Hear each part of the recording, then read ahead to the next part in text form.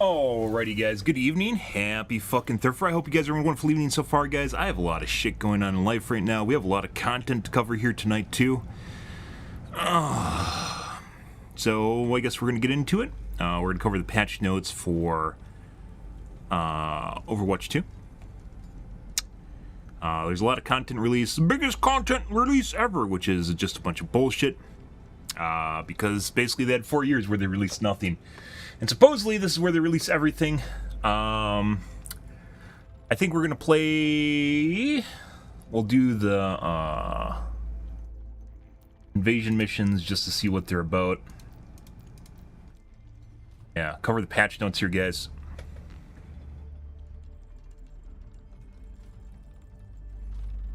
We'll see. Lots of stuff. Lots of to-do in here.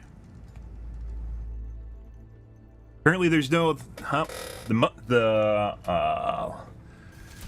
menu music must not have finished in time for the event. Either that or I'm on the wrong menu. I don't know what's going on here. There's just no... There's ambient sound in the background and that's it. Yeah, biggest event ever. This is why we talked about this yesterday with... was it yesterday or the day before? I think it was the day before where we watched the Sojourn CG trailer, guys. And you're like, yeah, why didn't it have anything to do with the invasion or anything like that? I mean, it had a little bit. That's like the last 10 seconds of... 10 seconds of a 6-minute video was dedicated to the launch event. Yeah, this is fucking weird, out of place, nothing to do with the new character. You think that, like, the CG would have involved the new character. Nope. Nope. From what I've seen so far, the new character is also very, very powerful. She's basically a DPS, but she also heals. So, yeah, whether or not that's good, I guess remains to be seen. Oh, Jesus Christ.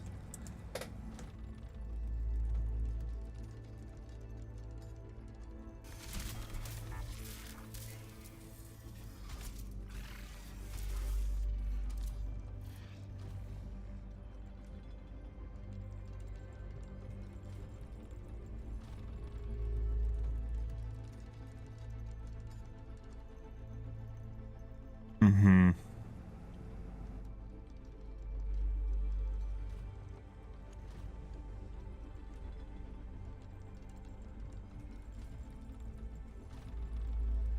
Six.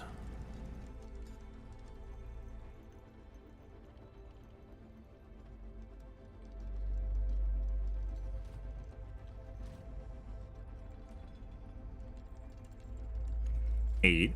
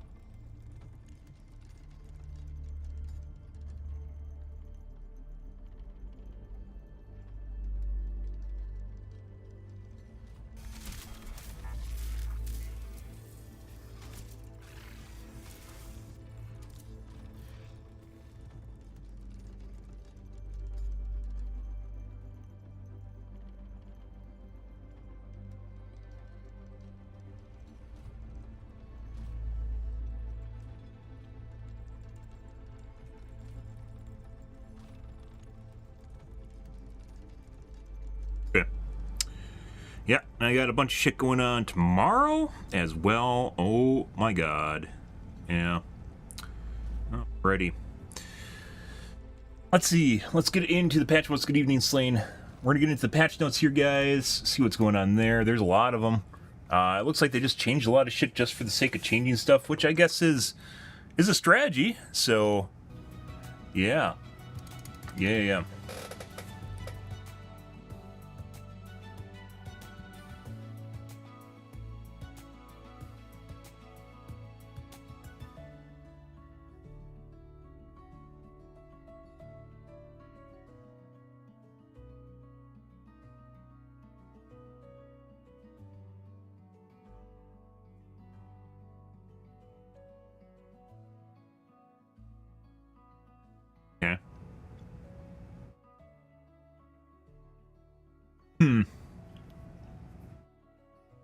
Alrighty. Overwatch 2 patch notes. There's a boatload of them, guys. Christ. Alrighty, let's take a peek here, see what's going on.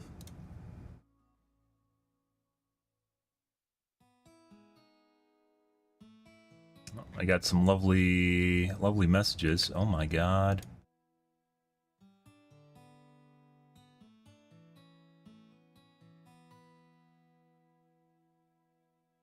Grenade spam is also map dependent. Yeah, and they're talking about the Wakistan Bridge.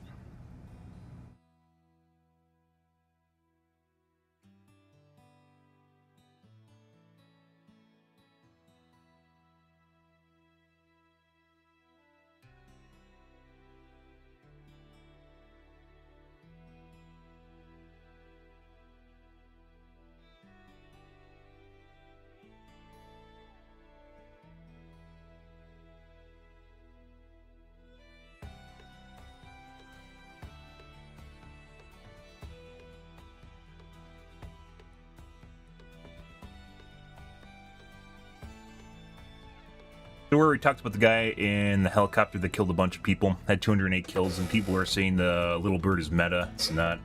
This is on BattleBit. It has a lot to do with the barricade.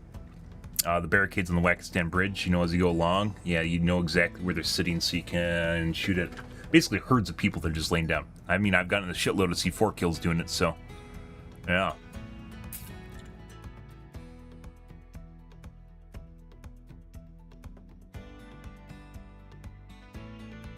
Tell you when people edit their posts? I think it does.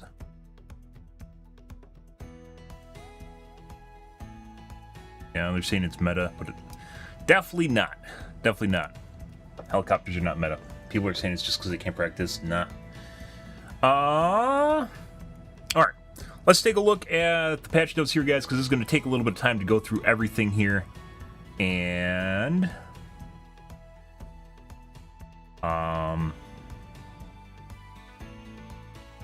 formulate an opinion on it. Alari isn't something where we can comment on her until we actually play her. Like I said, she's pretty OP because that's what I've seen. All these changes right here don't really mean anything until you actually figure out, like not changes, just like stuff here doesn't mean anything until you actually figure out how it engages with the rest of the game, how it clicks into place with all the other gears in the game. Yeah, so like even though the hero's here and hero's cool and everything, she has pretty cool hero design. Reminds me a lot of... what's the tank in Solaria? In League of Legends. She's basically a sun tank. I think she's a support, though. League of Legends sun tank. Actually, a sun is actually a tank? Okay, well that makes things more difficult.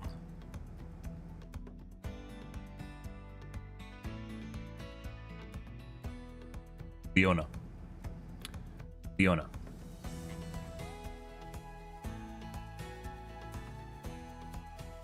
There's a lot of basically characters designed around the sun, you know, which is just character design in and of itself. Doesn't mean they're played exactly the same way, because they aren't, because one's a tank and others sport.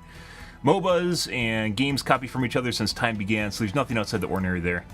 Character Alari is pretty cool looking, and she does pretty cool stuff, so, you know, whatever. That's just the way it goes.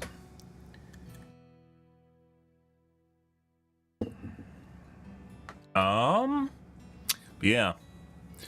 Invasions, we'll take a look at that. I'm pretty sure I'm going to buy it just to play it, so I can comment on it more so than actually interested in playing it. PvE, I'm pretty sure, is just going to be like Star Watch, which is going to be a one and done, and you paid $5 for it and basically 4 years of development time, which is more detrimental than anything, is the fact that they wasted time on a one and done PvE missions, one and done PvE missions instead of the rest of the game.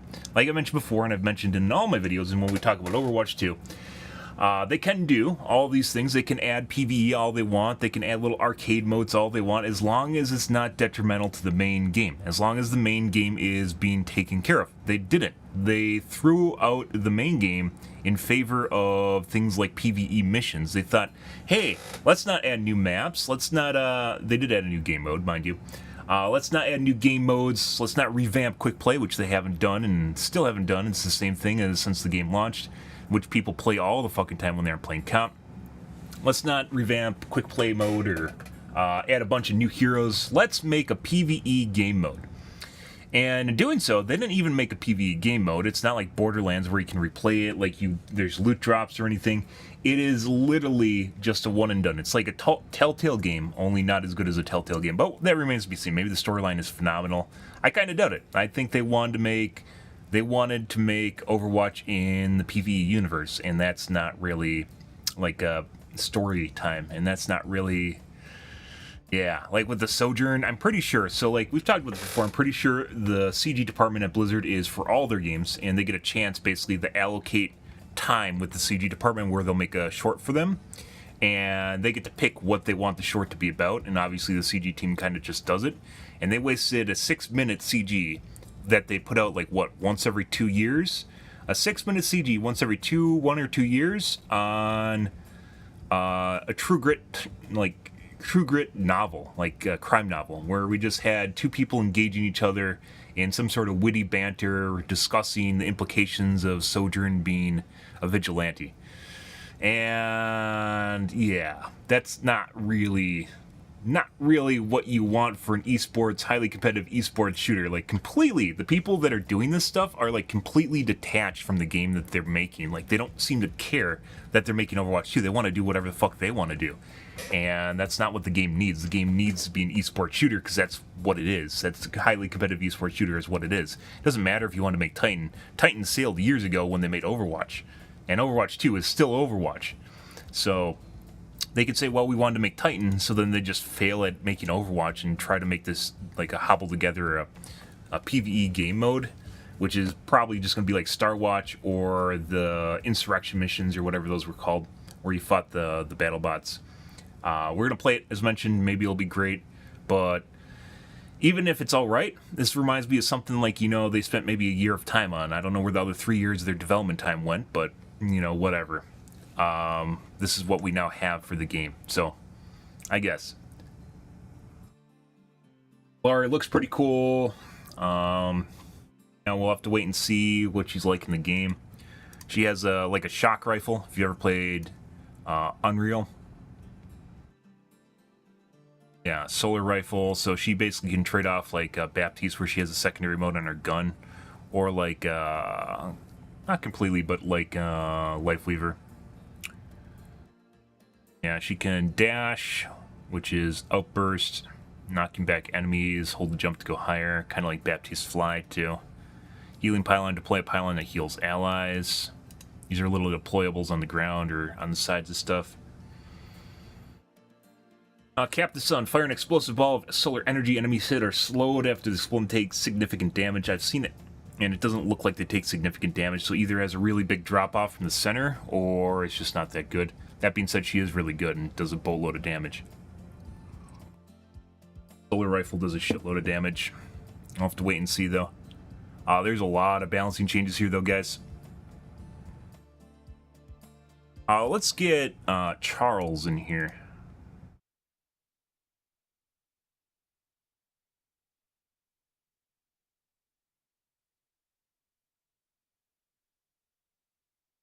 Google Cloud Text-to-Speech enables developers to synthesize natural sound is a cool game mechanic. There's a lot of really available in multiple languages and really cool mechanics. It applies DeepMind's groundbreaking research in WaveNet and Google's powerful neural networks to deliver the highest fidelity Dude, possible. is someone on As an Kick changing my easy-to-use games? API, I swear you to can fucking create God, I was in the lifelike Just interactions Chatting with your category. users Are they using across AI to many change applications and categories? devices. I was in Just Chatting. I put myself in Just Chatting, and now I'm in Overwatch 2. What the fuck? Like, I intentionally put myself in Just Chatting when I'm doing a podcast. Yeah, I swear to God, it said Just Chatting. But I'm going to change myself to the Overwatch 2 category so people that care about it can see that we're talking about Overwatch 2.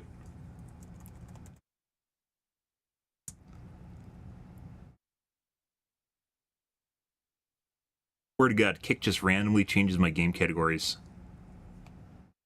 Fun. For funsies is what they do for funsies. Translocator? You mean where you can insta-give people with it? Sure. Right. Flashpoint. I haven't played Flashpoint. Barely looked at it. We'll see. New game mode. Flashpoint is the newest core game mode available on two of the biggest maps to date, Suravasa and New Junk City. Gameplay begins with both They almost teams look too pursuing a big. central objective called a flashpoint, aiming to capture it before the opposing team does. Capture progress for Flashpoint is like the control game mode, but plays out faster. A point is captured by a team once a flashpoint reaches 100% capture progress. If the flashpoint is being contested by a member of the opposite team currently not in control when the capture progress reaches 99%, overtime will activate until either the team in control can remove all remaining opponents off, or until the contesting team can retake control of the flashpoint. A point is scored when a flashpoint is fully captured by a team. However, gameplay continues when a new flashpoint located somewhere else on the map is activated, and both teams must immediately race to capture it. As additional flashpoints unlock, the spawn locations of each team will be of generally equal distance to the currently activated flashpoint. The team to be the first to successfully capture 3 of the 5 flashpoints wins the match. Flashpoint is available now in unranked modes and will be available for competitive play later this season. So, possibly pretty interesting. Reminds me a lot of League of Legends had a circular game mode. I don't know if you guys remember that. Quite a while ago. In which you just go around, kind of like capture and hold too. But you don't really hold it because there isn't retaking. So, they're trying to change it up into which points you go to, when you go to them, and the routes you'll take, and make things a little bit more dynamic in the middle of the match. What was it called? League of Legends circular map. Minion. I believe you can't play this anymore. Game at one point. And you take objectives around the side. And you can go through the center and attack each other and shit. But for the most part, it is a giant clusterfuck. There's also League of Legends 6v6. Of Legends player limit.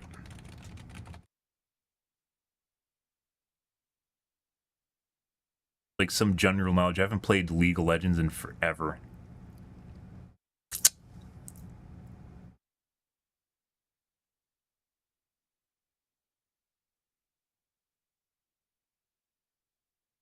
Five v 5. Yeah. Jungler, mid, top, support, and then AD carry. You gotta play that way. So much so that that meta has become basically part of how the game is picked. Like when you're picking characters, you have to pick it that way. Yeah, kind of interesting in and of itself how it's developed that way. There's just no other way to play the game. Anyways, this is a really big map, and as such, it felt like there really should have been more people on the team. I remember playing this and it felt really fucking empty. I don't believe this is in the game anymore.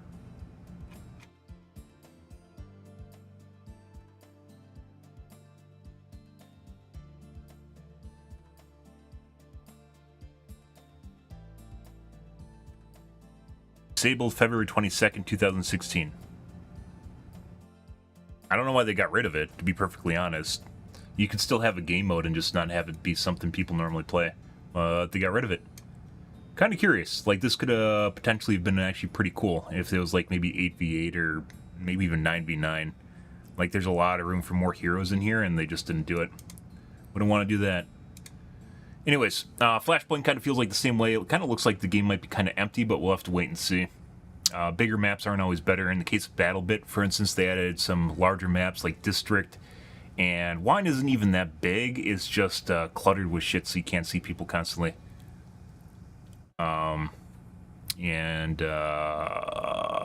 Multi-aisle, really fucking huge. You just don't see anyone, even though it's 127 versus 127. Running into people is very few and far between.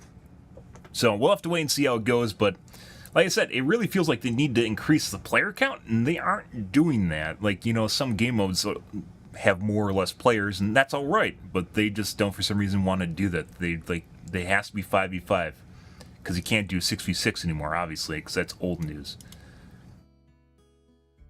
Invasion story missions. Players who purchase the Invasion bundle from the in-game shop can play in all new story missions with their friends or others in queue. These massive co-op experiences will have players face against the invading forces of Null Sector, who have launched an all-out global offensive. Play through all of them and unlock the Overwatch 2 hero Sojourn, along with her new Vigilante legendary skin. Players can access the story missions can be accessed through Winston's desk in the missions card in the play menu, where players can explore the story missions hub and new intel database. Playing missions and completing various goals will unlock lore entries, movies, never before revealed details about your favorite heroes and characters, and clues about the future of the world of Overwatch. So they just locked a bunch of easy to do shit. So the incentive here to do this is, hey look, you'll get a data entry. It's like the easiest to come by progression in a video game is where it unlocks a bestiary entry in your journal. Yeah. I guess that's replayability right there. Everyone wants to do that. Movies are kind of seen, kind of cool, but yeah. So just playing in the first place, not replayability, just playing in the first place. Okay. Limited time event, King's Row Underworld. King's Row Underworld. New limited time event, King's Row Underworld. Stop Null Sector from taking over the Omnic Underworld in this new co-op event that's free to play for everyone. Reactivate a combat modified TS1 utility bot to aid in liberating endangered Omnics. But be warned, massive amounts of Null Sector forces have occupied King's Row. And that's not all. A powerful new support unit will be healing the deadly OR-14 attack bot in your path.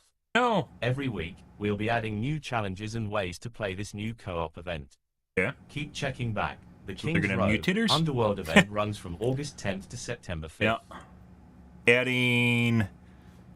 Got to cater to that replayability. Once again, I don't know what the fuck they're doing with their game, guys. They're doing this instead of actually, you know, making the normal game mode better. There are a lot of changes, which we're going to get to here in a second. But it feels like an awful lot like the changes they're doing is just for the sake of change. Like, they're just doing it to make things different. Which, I mean, isn't even that bad, but, you know. Very lackluster as opposed to constantly tailoring their base game. At least we got a new hero. Firing range?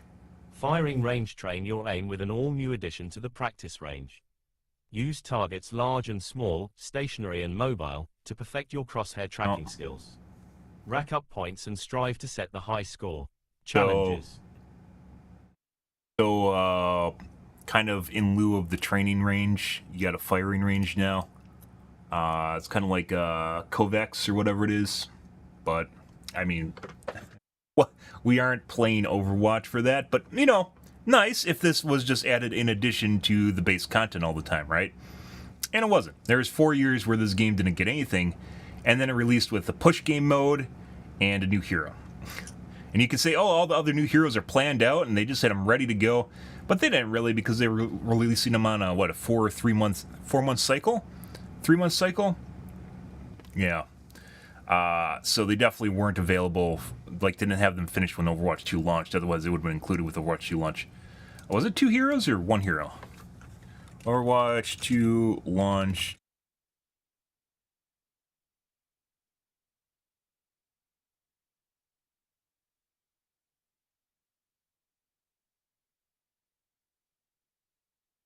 It's actually 3. No, Kiriko definitely didn't release right at the beginning. Sojourn and Junker Queen. Kiriko is later.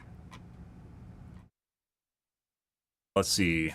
Overwatch 2 hero release dates.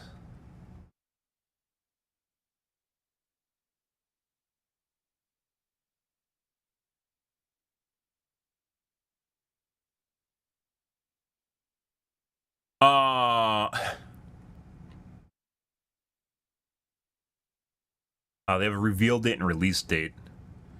Sojourn was released with 22nd of April with the beta. Junker Queen was released on Overwatch PvP beta number 2. Kiriko was released on the 4th of October 2022, which is with the release of Overwatch 2. So they did stagger them, but they technically, I wouldn't consider these released with Overwatch 2. So from 14th of April in 2020, when Echo was released, they had 3 new heroes over the course of 2 years. Then Ramatra was released in December, so that's 3 months later. Then Lifeweaver was 4 months later in April. And Alari was in August, so that's even further. It is April to August, like 5 months? 4 months?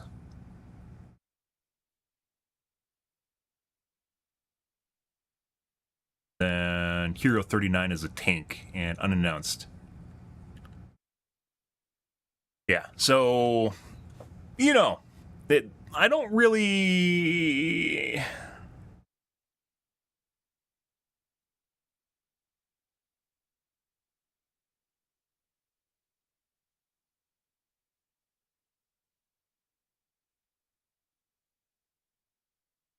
How often does League of Legends release new heroes?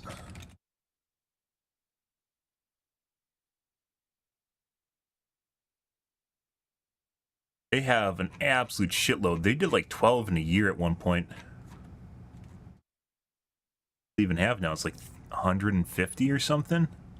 164. Obviously, League of Legends has been out a lot longer, but and I haven't kept up in forever. Release date. Nefari was released this year on the 7th. That would be July. Then the 3rd, so March, was Milio. Then November last year was Cassante. It was like every 4 months. 3 to 4 months, 4 months-ish. Neela was on July. Prior year, Belveth was in June. Then February was Renata. Then January was Zuri. So they released them really fucking fast. Either way, there's like 2 years where there's just no new hero in Overwatch 2. That would be longer than that. 3 years where they just didn't have new heroes because at the end of November or October. Half years. They just had 3 new heroes released for their game. That's like one year per hero, like 8 months per hero, which is way too slow.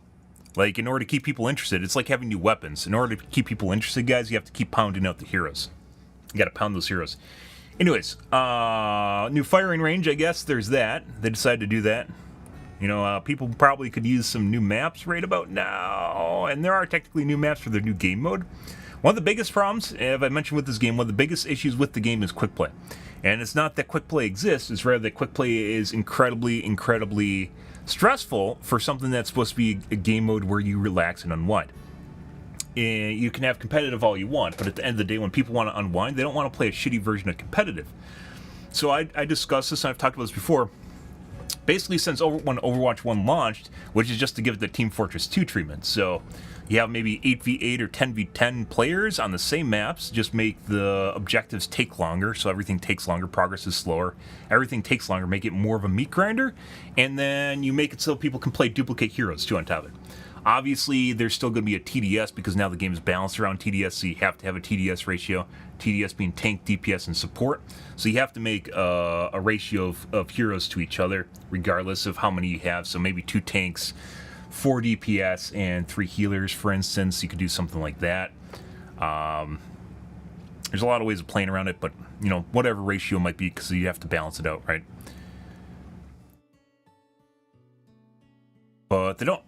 Something where you can just chill out with your friends and have nonsensical enjoyment, even if it's not competitive.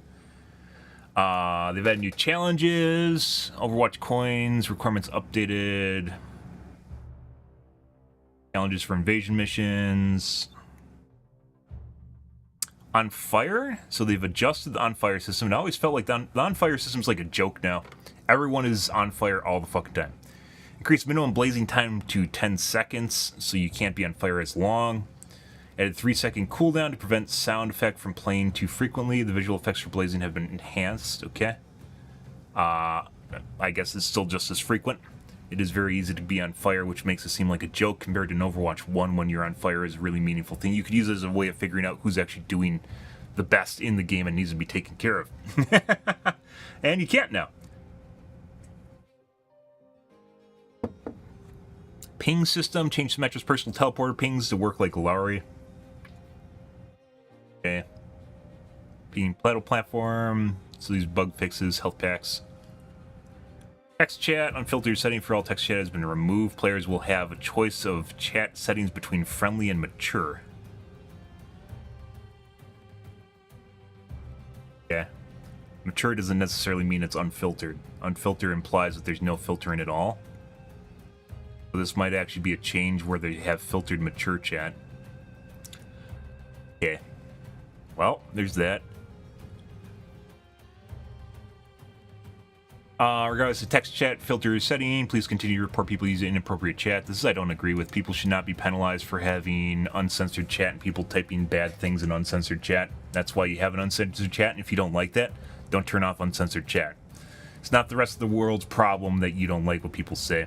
For the most part. This is when you get the really, really nasty shit, that's different. But when you're being toxic, which is completely subjective depending on who's talking to who, I don't even talk in the game anymore because it's not worth talking to people that have it's just like it's like literally playing subterfuge with people where they just try to stab you with daggers and like say like little quips at you, just like passive aggressive quips, so that they won't actually get moderated or otherwise be actioned upon, just to make you just basically flip out and say bad shit, and then you get your chat removed. Yeah. It's literally a system that is now designed to help people that basically abuse it. And that's not where you want to be. I have no problems with people being toxic. You just block them. You just mute them or block them. As long as they aren't saying some really, really bad shit, like, I don't care. People, the world is not nice to you. It's not always nice. And you just block them. You ban them. That's what I do in my chat. If people are being assholes, and they know they're being assholes, and they continue to be assholes, you tell them to stop being assholes, and they still do it, you kick them out. Like, there's no reason to deal with that shit anymore. There's absolutely no reason. So, why people think that other people should be responsible for what they find offensive, I don't know, but that's the world we live in now. So I don't agree with this. I've mentioned this before. If you choose to have an uncensored chat, people getting around a censorship is bad. So if someone's using specific ways of changing the characters in a word so that you see the word when you don't want to see the word, that, of course, that's something that could be actionable upon. But if you personally have censored chat setting and someone else is saying something mean to you, yeah, block them or just move on with your life. It doesn't fucking matter.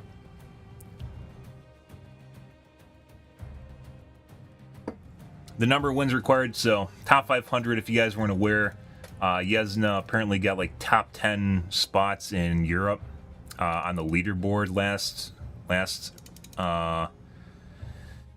last season, and that ruffled a lot of feathers, as it should, because he basically made disposable accounts and then abused the fast level up system. So when you have a new account and the game is trying to place you, it will be a little bit more fluid with your positioning, so you don't need to play as many games. So he just abused the fuck out of that and basically made a bunch of disposable accounts trying to RNG into the top 10, which he did.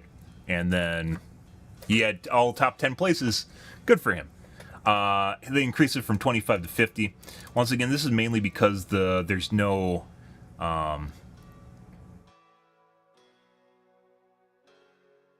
rating. What's it called? Finishing. Your elo does not degrade over time. So your positioning, you don't need to play a number of games per week in order to maintain your positioning, which is dumb. Because there should be a system in which you have to keep playing in order to actually maintain a rank, because you can't say this person's number 1 and this person's number 5 if these guys never interact with each other or no one ever interacts with anyone around them. That is a closed system and does not represent an actual ranking between the different players. So at the end of the day, like, they have to, in a competitive system, they actually have to have players play against each other, and if they don't, then they should obviously be put back out of top 500 until they actually decide to play the game again, because just RNGing into a top position and then sitting there squatting there is dumb. It's really fucking dumb, and this is not going to change it. Just have to play 50 games now. I mean, that's a thing, but it's definitely not addressing the problem. The game itself does not have a real elo system, i.e. people have different elo scores, and when you play against them, you steal basically their elo and you give them elo, or get your elo taken away from you. And depending on the scoring weighted against each other determines how much or how little people go up the tier, up the list. Overwatch 2 is generally just based off rank and maybe some weighted system in the background based on your performance in the actual game, which they say doesn't exist, but you can clearly see people going up and down regardless of them winning or losing in top 500. And it's not just purely based off of wins and losses.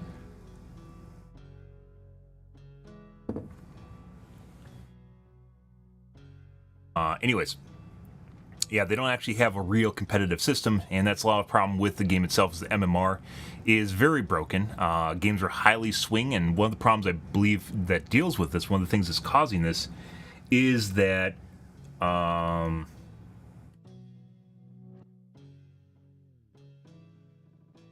is cheating. Because when people cheat, it will highly skew. Imagine someone playing like a gold, and then all of a sudden they're playing like a top 500 or GM, more than likely like a GM. Comparably, it'll really fuck with the MMR system, because the MMR doesn't know what to do with them, because they're pushing a button on their keyboard that changes their MMR. Basically changes their MMR, the games are going to be unbalanced. That is a lot to do. The MMR system is broke in and of itself outside of cheating, but cheating also is very, very prevalent in Overwatch. Ever since Overwatch 2 launched, it's only gotten worse. Where the last couple days I've been playing, it haven't been that bad, but it's been like one person per game I'll report. One person per game I'll report. People cheat in quick play, they cheat in comp. It's just the way the world works now. Blizzard doesn't actually go out of their way to address that, unfortunately.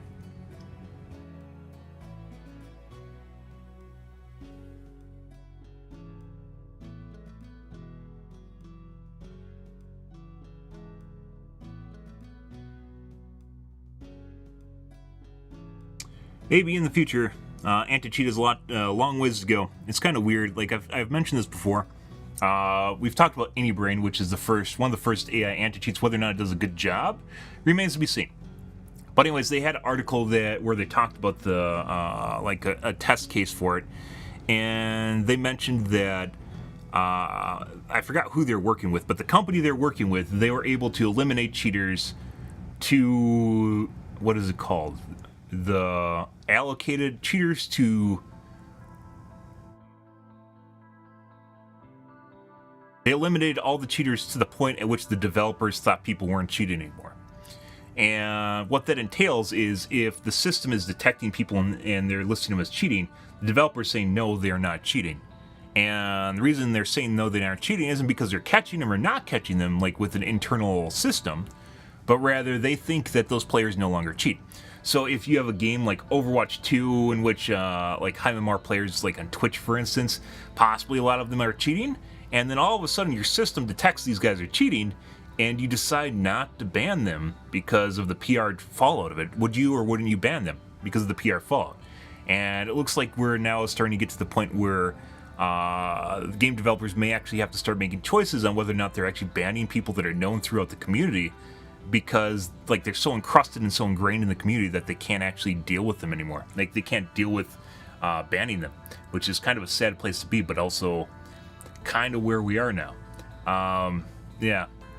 I don't know, like, even if AI anti-cheat comes around and it becomes a big deal, NVIDIA has their new thing coming out too, which is I don't think they even have a name for it. They have some new tools coming out for detecting aimbots with AI processing, I believe it is.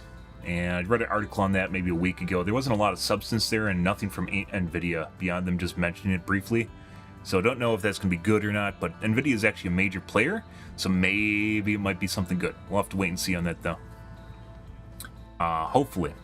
Anyways, on to the actual meat and potatoes of this. You know, everything is all fun and games until you get to the balancing changes. So, hero updates. Armor health damage reduction is now additive, with other sources of damage reduction as a maximum cap of 50%.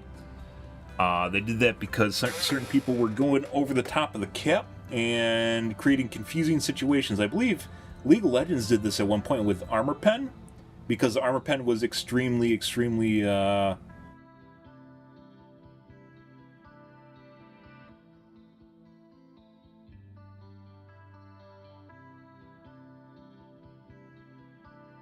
obtuse. It was incredibly difficult to, like, for an average person to figure out what exactly is going on with the game and how much Armor Pen they need. I still think it's relatively complicated, but once again, I haven't played League of Legends in forever. It used to be very complicated. Armor system in Overwatch 2 was also relatively complicated. Like, it did, I believe it originally did, helped with, you would take less damage from small damage numbers, but relatively normal amounts of damage the bigger the number is. I don't know exactly how it worked. I still never figured it out up until when they changed it to a damage reduction effect. Yeah, that was fucking weird, but at least it was more of a... Armor's always one of these weird things where you have to make it somewhat different than a shield, right? Different than a shielding. So usually people take a percentage of damage through it, or an algorithmic curve as far as damage goes, which is what Overwatch 2 originally was. Where you fall depends on the amount of damage you're doing, and the amount of how much damage each shot will do, basically. So Soldier will have a bigger damage reduction than, let's say, a Pharah rocket, because a Pharah rocket's 120 and Soldier's shot is like 40 or something, 30. Maybe it's 16. It's something relatively low. Or Tracer pistols, for instance. They changed that, which I didn't completely agree with when they did that, because it makes armor more like just a shield now, so... Yeah. Anyways, they changed it now so it's all additive, so it's easier to understand and parse. D.Va? Like I said, a lot of these changes here, guys, before we get into this, a lot of these changes feel like knee-jerk reactions, and we're going to talk about why this feels like a knee-jerk reaction, and not necessarily, like, just changing stuff for the state, not even knee-jerk, just changing things for the sake of changing things so it's different. And we'll talk a little bit about why this is the case. So, D.Va, her boosters cooldown reduced from 4 to 3.5 seconds, so as a 1.5 second reduction. I don't think I've ever thought, wow, D.Va really needs to have a booster reduction. I don't think anyone has ever thought this in any way, shape, or form. Like I said, some of these changes feel an awful lot like they're just changing stuff to change stuff. So now she can boost more often, I guess. Pilot damage now immune for 0.4 seconds while ejecting. This gives D.Va time to reposition herself and move around. Tanks in general, I never really thought needed buffing, but like I said, I think they're just trying to shake things up here. So this allows her to be saved now after she bails out, like with a grab from Life Lever, for instance, or an immune, or some sort of effect from a healer. Where she might get insta-gibbed originally. And I guess this adds some survivability to D.Va in her pilot form, Although there's a lot of ways they could have made it so she can stay alive longer. If you guys ever played Heroes of the Storm, I still think Heroes of the Storm was basically a MOBA 2.0. D.Va, when she was out of mech in Heroes of the Storm, well, still, when she's out of mech in Heroes of the Storm, you could unlock her abilities. And what her abilities would give her pistol the ability to concuss people away. Not that all these effects should be in the game. It gave her, I forgot what it's called, but they have names for it. It gave her pistol the ability to concuss people away when she was out of mech. It gave her a torpedo dash, was what it was called, which allowed her to basically dash a short distance. And I believe there's one other one. I believe there's one other ability which isn't really all that important. I think it was a roll or something. No, maybe not a roll. She'd still die, but at least she had some more survivability. D.Va functioned a little bit different in Heroes of the Storm compared to Overwatch 2. All the heroes do, which is they did their own unique take on them. D.Va, for instance, when she was in pilot mode, her pistol it was a laser. So every time she shot, it would hit people in a row. And you could also do other things, like you could unlock a 3-shot, so it would do a 3-round burst. But she would shoot in a line, and every time she hit people, it would reduce the cooldown of her mech. So when people are lining up, it gave you the ability to kite people and then basically pistol them with torpedo dash and the push away. And then you would laser them, and then you could get your mech faster and you could actually remech. In Overwatch 2, you're almost always fucked. And like I said, I think the game itself actually did a great disservice to itself when there's a giant outcry when Doomfist was released. Old Doomfist, not new one. Because people got angry that they ran down a hallway and got, like, literally anal fisted. Like, they ran into the large grunting man in a hallway. You can hear him from miles away just charging up his fist going, and then they walk into the hallway and they get one shot and they're like, oh my god, Doomfist is so OP. No, you're just a fucking idiot. And ever since then, everyone's like, no, let's not, we shouldn't have heroes that stun and do MOBA things. Let's have heroes that just, like, click faces. That's great. Like, they want to play Counter-Strike, only we're playing Overwatch 2. I don't find Counter-Strike enjoyable in any way, shape, or form anymore. It used to be. It was fun. I played it for years. But it's just not engaging enough. And I don't want to play, like, Counter-Strike. And they just want to play a hero where you literally, all you do is play Kovacs. All you do is play Kovacs in the game where you click a spot on the screen and you win the game. Instead of being able to process mechanics and different things that happen around them and work around it, thinking with their three-dimensional brain about these things that are happening around these characters, they're like, no, I just want to shoot a pixel and win the game. Like Soldier 7, every character has to be a Soldier 76. And that is boring as fuck. And as I mentioned before, like, the game did a huge disservice where it basically went back on itself because the esports kids all thought the game should be Kovacs. And that's fucking stupid. It really, really is. Because D.Va, for instance, when she's out of mech, and possibly healing wouldn't be as OP as it is right now if people had more means to manipulate the game around themselves. So if D.Va had a torpedo dash, if D.Va had the ability to push people away, if D.Va could remech by hitting a bunch of people in a line with a laser pistol, those are all things people can work around, and she can actually use to manipulate and show that she's actually capable of doing more as a character, right? The player has the ability to express themselves in the game. And you can't do that because it doesn't exist, so then you basically, when you bail out of your mech, you're basically fucked. And so you either have to make the mech really powerful, give her a way to get away, which is this shit, or another way to get away, which is the healers can now save her, instead of giving D.Va herself the ability to try and save herself. And like I said,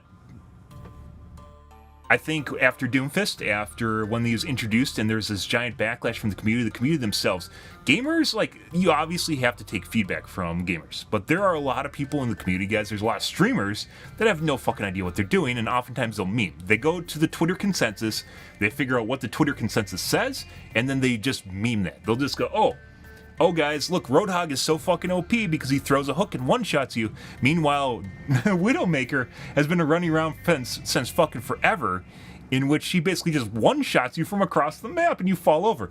But the Twitter consensus was saying, oh, it's Roadhog. Oh, it's Roadhog since Overwatch 2 launch. Oh, it's Roadhog. Got a nerf Roadhog, guys. Oh no, another giant grunting man. You can see him barreling, hear his chains just barreling as he's going to throw a hook at you. And you're like, maybe I shouldn't dodge right now, And that is, once again, Roadhog had a mechanic, he had a setup, and it was telegraphed, meaning you could see it happening in real time, in which you can do different things to try and save yourself. You know what Widow does? You walk into the open and die. And like I said, here you have Kovacs, which is the Widowmaker. You just walk on the open and die. We're like, hey guys, look how powerful Widowmaker is, as you should be, because I just shoot my laser rifle and everyone dies. Wow, that's so amazing. And you have an ability and a bunch of mechanics that you have to use to set up, which was Roadhog. And not to say once again that one-shots are, one-shots are the end-all be-all and everything should have one shot, but rather Roadhog had specific scenarios he set up in order to kill you. And people flipped out about Roadhog and then completely forgot about the character. Obviously, it's changed now, but completely forgot about the character that just one-taps you from across the map over and over and over again with very little expense to herself and insane range. And people were flipping out about Roadhog. That is the Twitter consensus balancing, guys, and that's why it's not always good, and that's why you shouldn't always listen to it. Widowmaker had a lot of problems, and getting one shot for a Widowmaker, especially nowadays, which it seems like either people have gotten really, really fucking good, or there's a lot more cheating, which I would say it's actually the latter rather than the former, because video games have been out for decades, and it's not like all of a sudden people have gotten, are going to be much better now at video games compared to what they were like a decade ago. It's not really the way that it works, but, I guess you could like to think that way. But yeah, Widowmaker just walking out in the open and insta-gibbing like teammates. A little bit different than Roadhog doing that. And people flipped out over Roadhog rather than Widowmaker. They eventually went, after I said it for months, people finally went, hey, maybe we should talk about Widowmaker just insta-killing people on our team. Like, people just forgot Widowmaker existed and while they're all falling over dead. And very, very, very weird. Anyways, this is the Doomfist treatment, guys. This is where they decided after Doomfist and after the Kovacs fucks decided that everything in the game has to be a laser rifle, that we just aren't going to give people mechanics and actual things that work in the game. Like, League of Legends has a shitload of mechanics. Depending on which character you're playing, some are much more complicated than others. MOBAs in general have a shitload of mechanics. Heroes of the Storm has a shitload of mechanics. And instead of having this mechanical knowledge, which you have in addition to actual skill, like clicking, they just went straight to clicks, and it's just clicking, right? That's not fun. Counter-Strike is not fun, despite what the kids might say. It's not enjoyable anymore. But they did a great disservice to the game, and now they're still suffering backlash, where you have this diva character, where when she's unmech'd, you don't have a diva form, which could be another form of the character that you can actually play. She's basically dead. And honestly, that's not all that interesting. But, Diva in general is a very strong character, not saying she isn't, just in general. But they could have had two forms with her, instead they have one form. Anyways, now they're trying to duct tape up her form when she's out of mech, which is give her more survivability, which is your boosters here, and 0.4 seconds will eject in, neither of which I think she needed. But I think there's an overall picture here we need to see after we get through all the patch notes, because there are a lot of them. Doomfist, Seismic Slam, so they buffed him a bit. Cooldown reduced from 7 to 6 seconds. This is how Doomfist do a lot of tech in addition to getting away, so he got buffed. His power block had I would say it's a bug. This is not a buff. Now reduces damage from stuck projectiles. Stuck projectiles are Cassidy's McCree's grenade, or things like Tracer's bomb, which, now I think he can survive now. He could survive before if he's at full health. Anyways, so it looks like they're giving slight buffs to tanks, so he has more survivability. Stuck projectiles, which is actually just kind of a bug. Orisa, she got a buff to her mouse 1, which she didn't need, but once again, I think the needs and the pros and cons here, I think, might be changing. They might be changing the direction, which we'll have to wait and see. So she got a buff to her mouse 1. It got an even bigger buff to her Fortify, some more survivability. Ramatra also gets the stuck projectile buff, as Doomfist did. Ultimate cost increased by 12%, so he got a nerf to his ultimate, which apparently is too oppressive. This is what the kids right now are bitching about Ramatra, as well as Monkey. The two ones that they bitch about right now is Ramatra and Monkey. Monkey is played heavily in Overwatch League, and there's a meme about it, and the reason the Twitter consensus knows about it, I guess the X consensus, the reason the Twitter consensus knows about Monkey is because someone parsed the Overwatch Live games, and they found out the majority of the Overwatch Live games included Monkey in almost all of the picks. It was like 50% of the picks were Monkey. It does not happen that way in competitive, but that's the way it is. Ramatra, on the other hand, is played a decent amount, and he's a strong tank, but I wouldn't say he's the only tank you can play in the game. So I don't think he needs nerfs. The Twitter consensus thinks that he needed a nerf, which is why his Annihilation got another nerf. So not everything's buffed here. Still increases survivability a little bit. Sigma.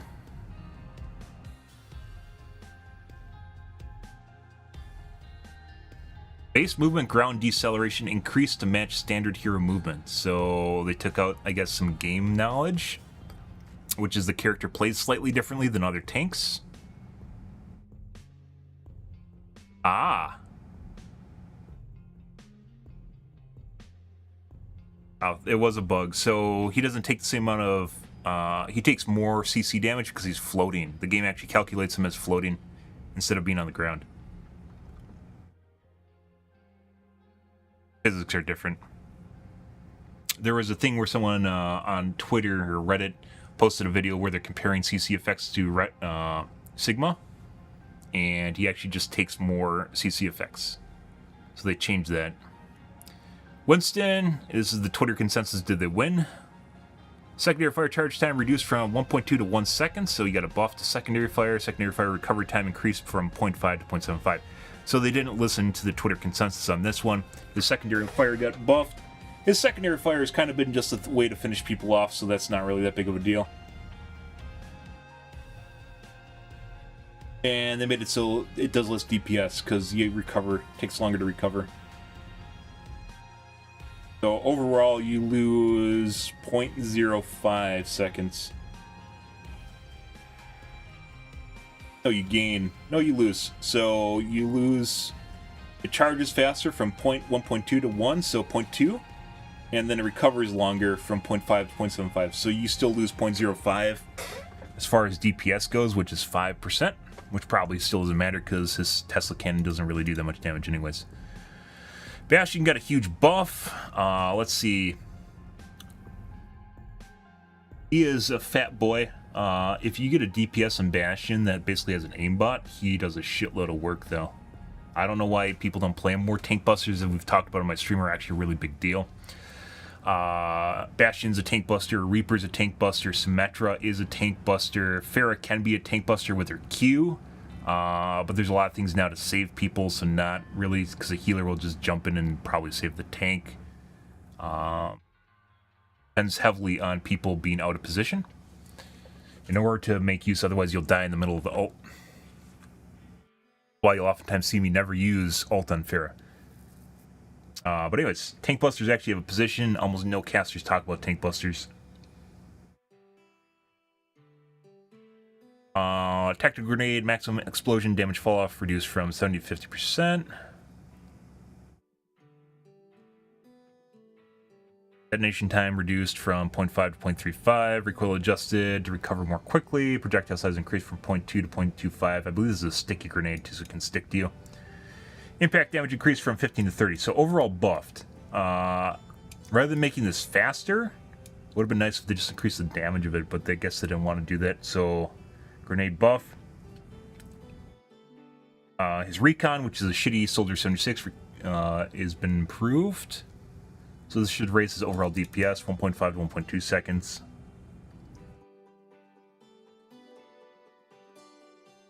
Transforming into his tank mode, now repairs 50 armor.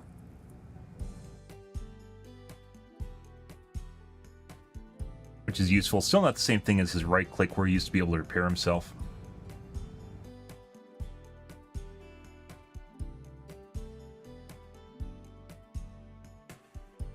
Increase the speed of his artillery, so this, I believe this is how fast he can move around with the targeting reticule. 3, base health increased from 200 to 225. He did not need that.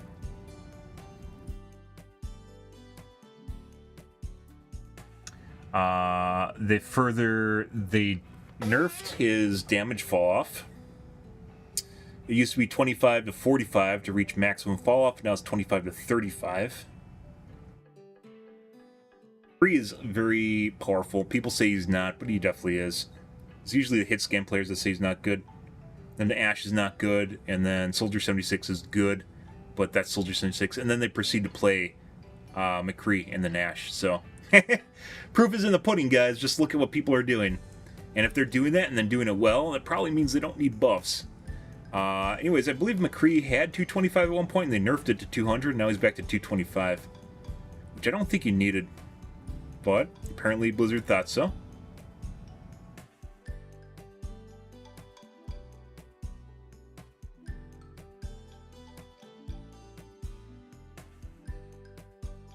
Nerfed the magnetic grenade, which it was definitely nerfed from his original aimbot grenade, which was insane. His missile grenade. Maximum travel time of 1.5 seconds, so you can't throw it as far. You can also use it for aerial explosion now.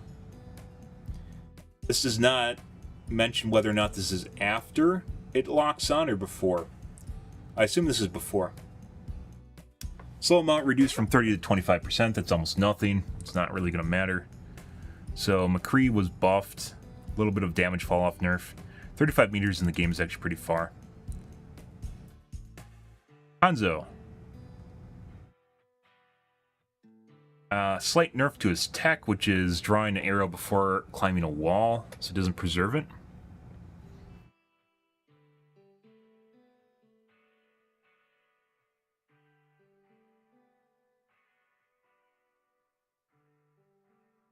They made it more intuitive for players that didn't understand the tech, which is he saves your draw progress when you climb a wall.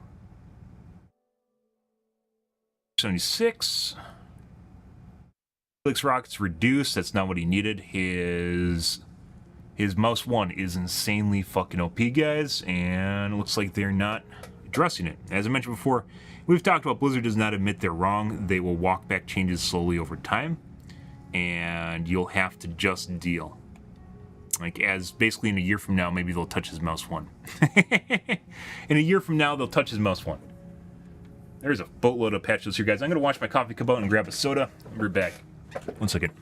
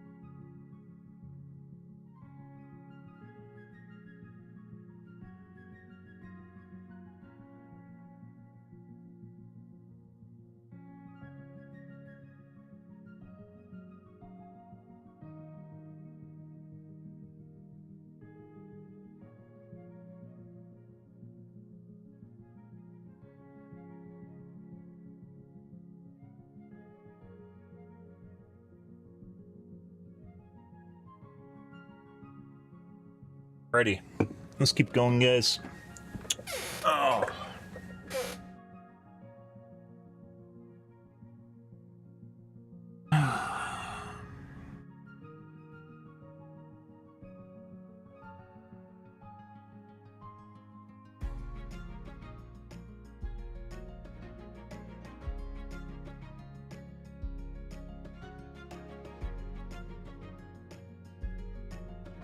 Okay, so as I mentioned before, Blizzard doesn't admit it, they're wrong. They just... A year from now, we'll actually see a nerf to the ability. Like with Sojourn, she needed to have her railgun damage reduced, and they just kept reducing her mouse 1 and changing her mouse 1. And that's not needed. Alt cost increased by 10%, but when basically... I run it as Farah, guys. I run into a lot of people that are not any more accurate when they're using their visor compared to when they are using their visor. So, yeah, you can change this all you want. That's not the problem with this character. So, that's his alt has cost increased by 10%. Sombra.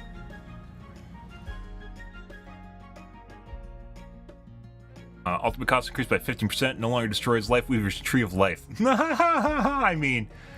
To be perfectly honest, that's probably one of the best things about Sombra was when she just explodes. She just explodes Lifeweaver's Tree of Life. I mean, why is he immune? There's a lot of heroes. I mean, it's disheartening when it happens. There are a lot of heroes that get fucked by Sombra. So why particularly does Lifeweaver, who's a healer, not get fucked by Sombra? Good question. Torbjorn. Reduces weapon swap time between his Forge and Rivet. I think they're trying to make it so he does a little bit... I swear his turret got buffed. Maybe I've seen that somewhere else. Torbjorn making it where he can swap between weapons more fluidly, between his hammer and his rivet gun to keep his turret up. There's no way. It doesn't matter. Like, the moment I see his turret, it basically eats 3 rockets as dead. There's no way he can fix it. The turret is basically a one and done. You deploy it, and then maybe if it survives, you repair it. I don't know why Blizzard thinks this is going to change that, but they did. Swing recovery time reduced from 0.75 to 0.6, so it swings faster. That also means DPS Torb, Hammer Torb, might actually be viable. Let's see what the DPS is in Hammer Torb.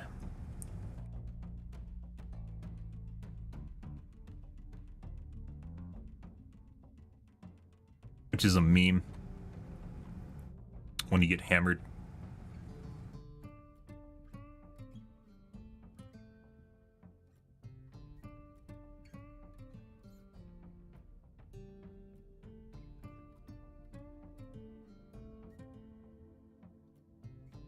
Point 6.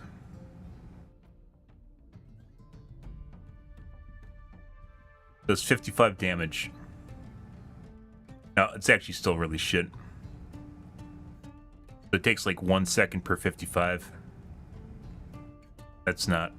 that's not good. Okay, no, he's not any more viable.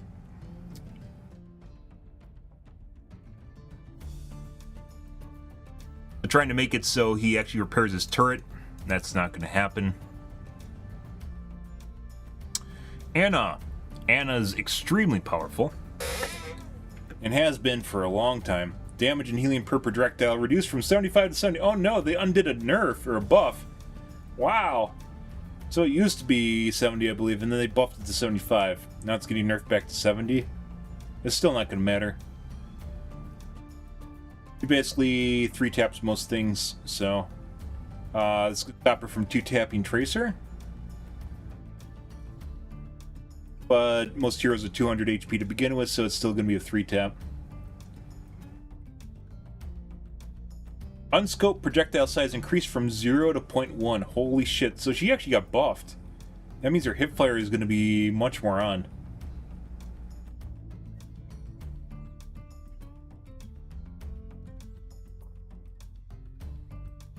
Her projectiles have always had a larger size for allies. She didn't need the buff. That's, like, she got a partial nerf here, which I don't think is going to matter. And then she got a buff. So... yeah. Well, it's kind of give and take. I don't know if this is actually going to change much of anything. Bridget. Her barrier got a nerf. Very tanky.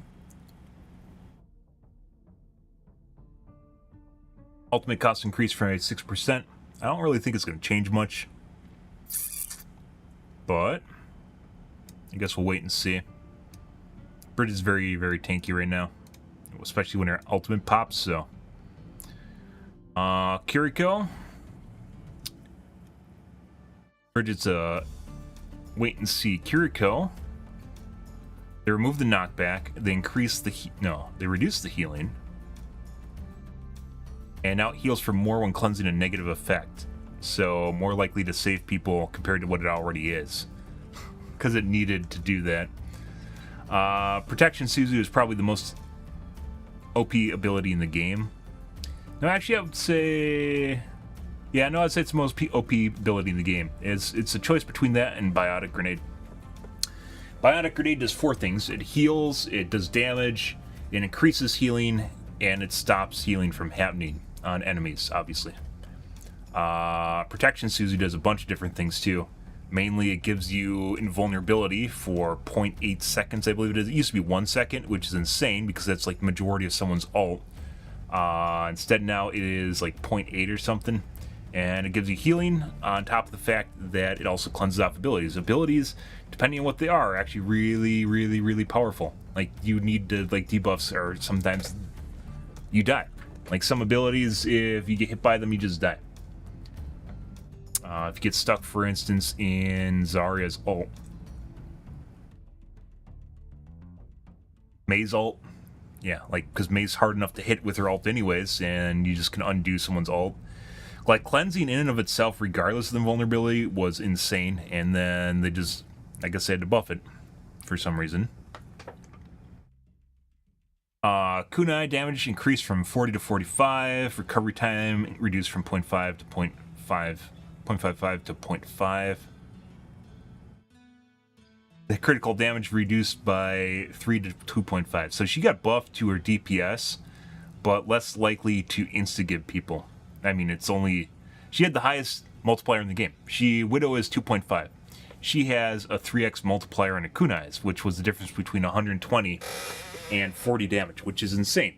Considering what she will do is just literally just throw at your head box and over and over and over again, and either try to 2-tap you after hitting your head or melee, depending on what character you're playing.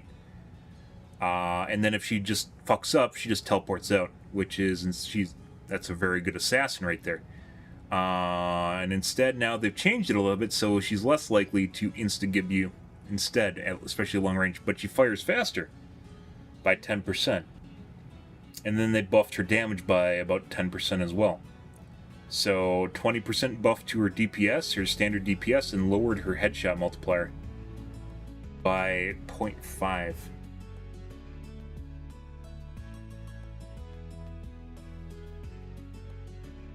Would that be 110? 100. Now she does 100 instead of 110. Can 2-tap you now if she gets double headshots with the projectile. And projectiles have a hitbox that makes it actually easier to hit, depending on the kind of projectile and what it's doing. That makes it easier to hit compared to a normal headshot. Maybe, maybe not. Because the way she works right now is they'll strafe back and forth. 2 people will strafe back and forth against each other. Like back and forth like this. And she'll just throw at your head box at your head level. And, well, it seems like, oh, you just click faces. Depending on what's going on in close quarters, it's much easier to land a projectile doing that than it would be just to shoot someone's face like a McCree. Double headshot someone's face in close quarters.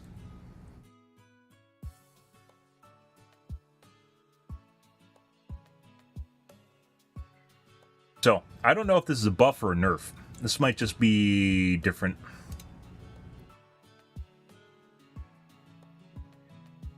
She can still 2-tap you if she double headshots.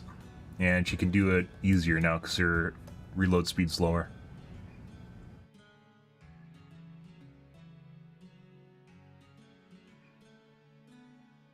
Is this reload speed? Recovery time. I believe it's reload speed. It's the time between throws. Overwatch.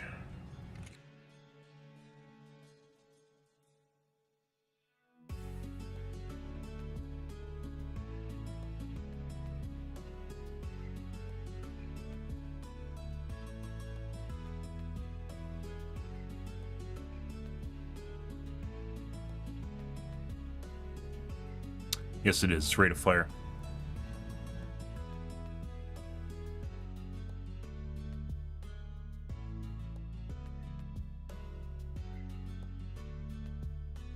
Yeah, so I'm not sure. They just did stuff to her. Pretty sure her Suzu got buffed. Her kunais are maybe indifferent right now. She needed a nerf to headshot damage. This isn't really a nerf. 0.5 is not really a nerf. Lifeweaver. Reduction in base health. That doesn't really matter much because it's 200 to 175. It'll make him more vulnerable. He got a buff to health because now he has a shield. 50 HP shield, so now he's a 225. They mentioned this before with stats when they released him, guys. He was actually, has one of the highest survivability out of any hero in the game, out of any healer in the game. He has the highest survivability, and they buffed his survivability again. Because of his pedal platform and dash.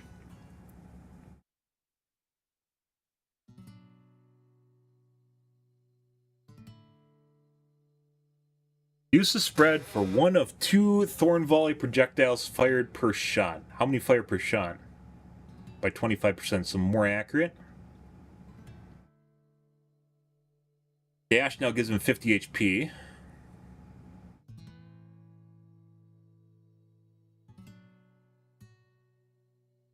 They increase mobility, lockout, and life grip so people can't actually just fly away too easy. Or just move away too easily from you. Not sure I needed that. 3 of life now gives overhealing. Okay, because it needed that. Like, the thing about him is, like, he does a lot of healing, guys. He's always done a lot of healing. He's able to get away, and he does a shitload of healing. It's just as it turns out, because the way the MMR... This is one of the shitty things about, like, having bad stats, guys, is they have... All their data is based on their shitty MMR. So if their MMR system, they have people all over the place, putting aside the cheaters, they have people all over the MMR when they should be a top or lower MMR than they actually are. Or all over the place.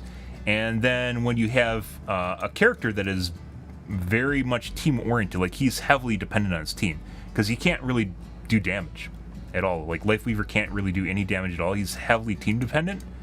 If you have DPS or a tank that sucks, he's going to suffer. He's going to suffer a lot. However, if you have tanks or DPS that are really good, he'll actually do really good because he's dependent on them, and he actually can buff them immensely because he does a lot of healing once again. So, yeah, like, at the end of the day, if you have a MMR system in which it pairs bad players with good players because it's not very good, you're going to have very conflicting data, and then a character that might actually be very good because he actually he does a shitload of healing. He does a boatload of healing. Like, he looks like he's bad when he is actually not. And that's particularly because you have to do off DPS because your DPS and the tank might not be doing their job properly because they aren't actually good. Yeah, and it leads to a weird scenario where you have a character that actually does not, in stats, does not underperform, but doesn't win as much as he should, and that's particularly because he's getting paired with shitters, and he can't carry as well. He has to depend on people. Playing Heroes of the Storm, guys, playing a MOBA, one of the most frustrating jobs in the world was playing a healer. Especially playing a healer that's just pure healing. Even if you do a shitload of healing, if you're playing with characters, you're playing with people that aren't good, it's like healing zombies. You can heal them as much as you want. They'll survive pretty much everything, but they just make all the wrong choices, and they can't do the damage to back it up. So what I'd oftentimes do, because in Heroes of the Storm, there's like dailies and you have to play basically healers on occasion, what I'd oftentimes do is I'd play a healer that can also do DPS too, because you have to. You have to be capable of doing both. Because people aren't always good at what they do. Lifeweaver doesn't really do any off damage though, and that's basically what he suffers from, is his inability to off damage.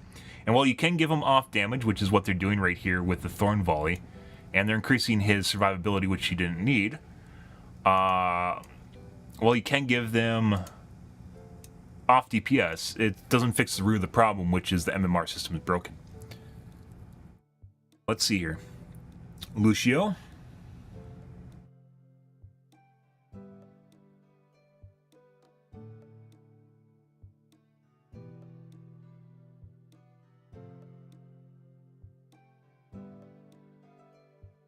Apparently he had a healing penalty during crossfade that they removed. Lucio in general is not, he's not on the top of the A game as far as healing goes.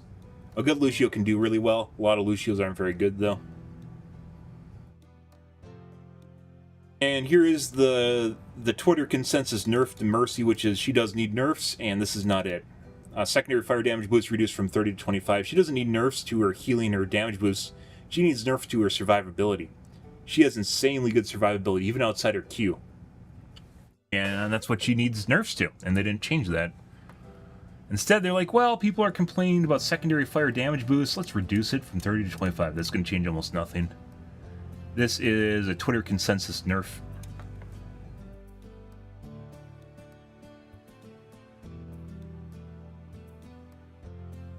Co-op mode hero updates. This is weird. Why is this in the middle here?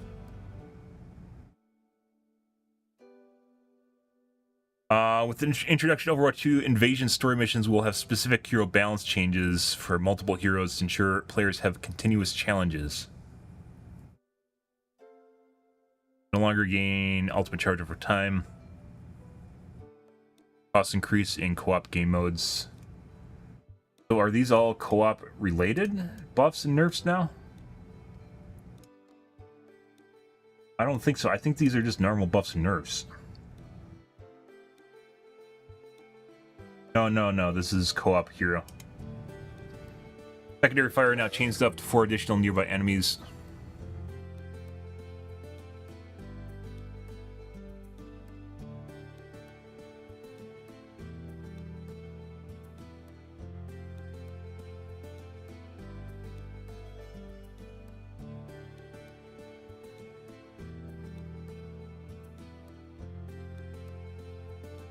Yeah, so these are all buffs to co-op game mode. So this is basically it for the normal patch notes. This is all for co-op. Yeah, so they just buffed a lot of the characters for co-op. I thought there's a lot of changes to a lot of characters. There's not.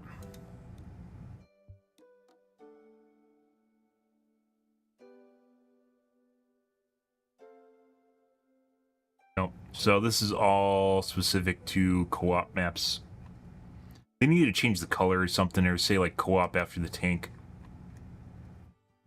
Co-op after Winston. Not going to go through these because it's just co-op mode and it doesn't matter. We're going to skip through that, guys. Map updates. Junk City. This is for the new game mode, Flashpoint. Yep. We'll have to wait and see. Lighting for Season 6. Queen Street Dawn, Coliseum morning, night, morning, night, morning, evening.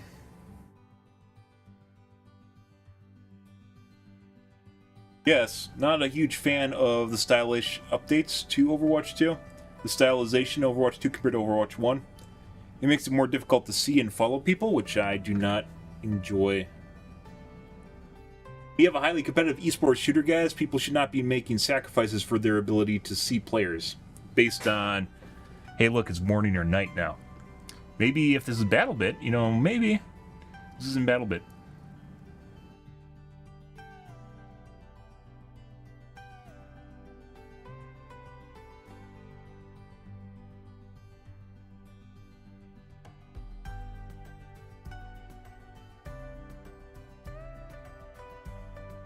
Bug fixes.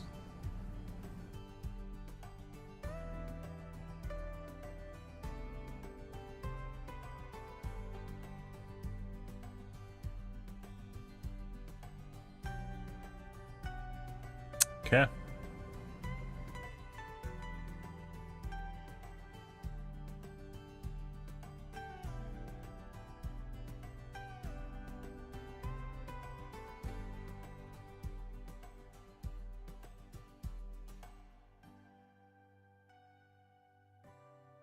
Not going to go through the bug fixes. All right. So overall consensus here, I thought maybe it sounded like they're just going to like completely revamp things. It's not the case. Half these changes are for co-op mode. Doesn't matter. Lifeweaver got buffs of things that he didn't need. And at the end of the day, I think the takeaway there is the MMR system is more broken, and they're trying to balance around the MMR system being broken now.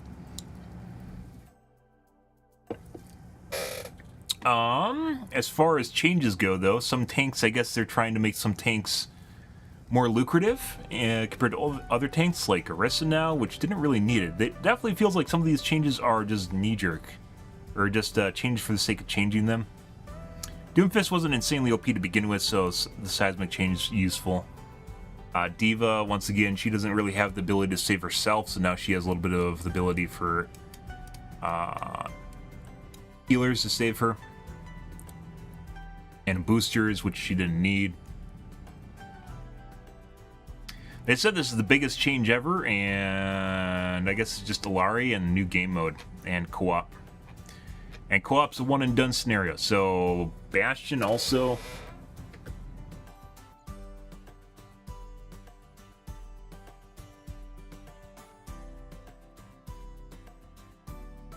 We got a health buff.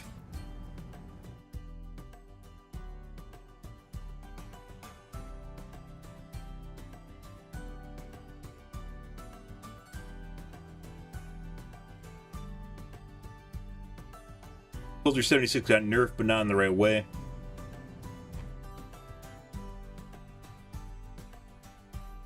Yeah, not really. Anna got a slight nerf. I don't think it matters that much, though. Got a buff to her unscoped projectile. You guys didn't know her scoped shots are hit scan, and her unscoped are projectiles. So when you're, that's why it feels different when you're aiming with her hip fire versus her scoped accuracy. Scoped in is because it's a hit scan versus projectile. But now she's gonna have even easier time hitting with her hip fire. So I don't know. They made this seem like it's gonna be much more remarkable than it actually is. Lifeweaver got a decent buff, basically with survivability. He's going to be very difficult to kill. He's already difficult to kill to begin with. Knee-jerk response to Mercy. The Twitter consensus. Twitter consensus hit Ramatra. To be perfectly honest, I thought this was going to be a lot bigger than it was. Bastion might be more playable now. I don't think he's going to be OP, but he's going to be more playable. McCree was already playable, and he got a buff. HP, which he didn't need. Slight reduction, magnetic grenade. Peacekeeper is slight reduction. So McCree got like the Soldier 76 nerf. And Sombra can no longer blow up trees. Yeah. Like if they want Torbjorn to be able to save his turrets, they would literally have to make it so like he could swing it like 0.1 second or some stupid shit like that. Because there's no way for him to save it now. Maybe increase the health of the turret and reduce the damage of it. Either way, right now they made him too much. He used to be a builder like Symmetra was, which I'm not against, but they decided that they didn't want that in their game. So then they gave him like mini sentries, only it's not really.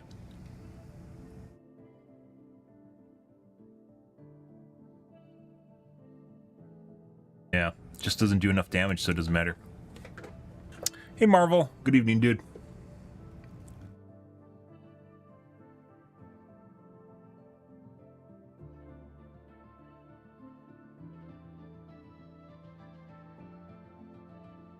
I don't know. Let's take a look at the Reddits here, guys. As I mentioned before, I thought there was going to be more here, but there isn't. It's basically, we have new hero, which, you know, is exciting. That's good, right? Majority of the player base doesn't really get excited about supports. There's a lot of people that play supports, though. But DPS is what gets everyone hot and bothered, which we haven't had a new DPS in quite a while. That being said, there wasn't a lot of new supports for quite a while, so... But I'd rather than make new heroes rather than making new game modes, and well, game modes are actually really important, but rather than new co-op modes that you're going to play once and be done with, but this is, I guess they wanted to make Titan, so here we are with copious amount of development time that is now put into a one-time mission that you're going to play through, I guess. And once again, you can lock heroes behind a paywall, right? And like you have to pay to unlock them or something like that, like League of Legends does, for instance. Everyone flipped out about is you have to buy the battle pass in order to unlock a hero, which, as I mentioned, as long as you can unlock them with currency, like in-game currency that you earn, I don't think there's a problem at all. People got flipped out and they wanted it in the battle pass, and yeah. I guess. Need new heroes, guys. Need a lot more heroes. Top 500 nerf isn't going to mean anything at all. This is basically because of Yezna, but that's also, once again, because their MMR system sucks. There is no depreciating over time or degradation. From what I've seen, I haven't played it yet because we're still going over the patch notes. I've watched a couple people stream it. She's she's a good DPS. Let's go with that. She's a good DPS. Oh wait, she's a support. So yeah. Yeah, she's a good DPS, but she's actually supposed to be a support. Yeah. Armor pack changes or armor changes. Yeah, like I said, I thought this was going to be more impactful, guys, because of the amount of build-up to it. Alari is just a new hero. New heroes are exciting. Very important to the game and the life of the game. Flashpoint, we'll have to wait and see. Story missions are going to be one and done. I'm very negative towards it. I have a strong bias because I think they're a huge waste of time. That's something you do in addition to release a new hero every 3 months or so. And instead, they're like, yeah, no, let's spend time on this. And you're like, what? Yeah, hey, look, this is what we've been working on since we stopped with the development of Overwatch 1. Oh, okay.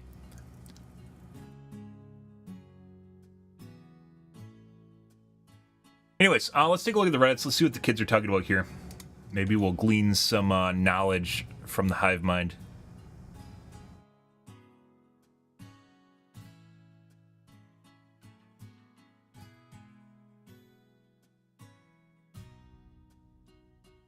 Retail patch notes.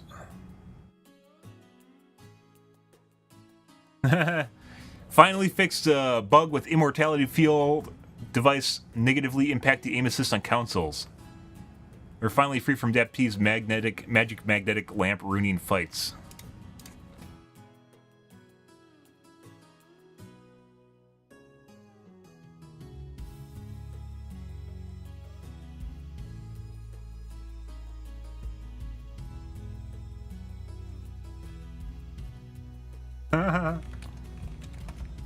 This is tongue in cheek.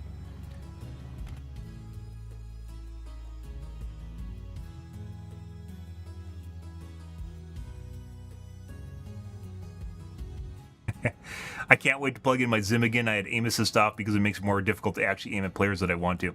That's the weird shit, guys, you hear from console players, which is there's a strong minority of players on console that apparently turn off their aim assist, which is bullshit, mind you. They love saying this, though. Because, of course, aim assist can occasionally get you killed, but there's no fucking way the majority of them turn it off. And if they do, they turn it back on, because playing with a gamepad without aim assist is terrible. It's horrible, which is why aim assist exists.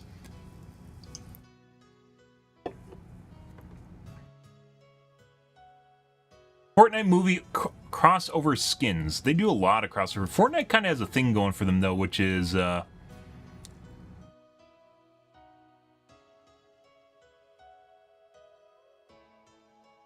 they just kind of had random derpy stuff. Overwatch has never been that way. That's why if they released John Cena to this game, it would have actually just made me... like, that's desperation right there. The kids love that shit, to be perfectly honest. They fucking love that, right? John Cena. Oh my god, memes, guys. Oh my god, clap your hands for memes. But the game has never involved, like, real people, and that's kind of where it set itself apart, right? Yeah. I actually saved, so... occasionally, I haven't done it recently because there's just not a lot of good movies coming out, to be perfectly honest. If you're enjoying Blue Beetle, good, all the more power to you. But like IMAX, occasionally I'll go to an IMAX, and it's only for movies I really want to see. You save that gem. Like 4DX is type of movie theater. You're talking about the ones with moving chairs. I believe that's Adobe branding instead of like IMAX. But you save that crown jewel for something you obviously don't do it all the time, but you save it for when you really want to see something. This is what I do. Diva shift is actually insane. 4 seconds seemed how fast it was. Yeah, invulnerability is pretty big because you get popped half the time, yep. But that's because Diva can't save herself, so...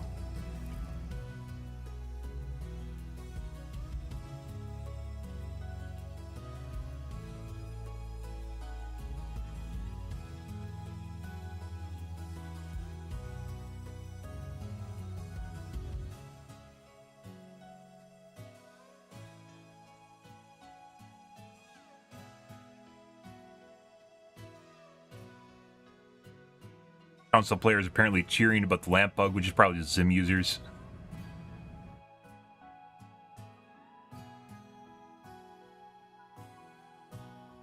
I had to read the Life Lever buffs 10 times to make sure I wasn't reading that all incorrectly and saying, yeah, he was very survivable. They even said he's extremely survivable. Like, Blizzard themselves said he is extremely good at surviving prior to him getting buffed.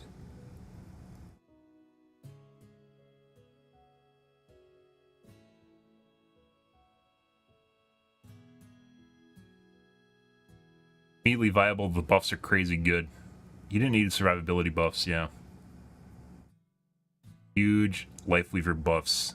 And his tree can't explode from Sombra, which it should still explode from Sombra, but...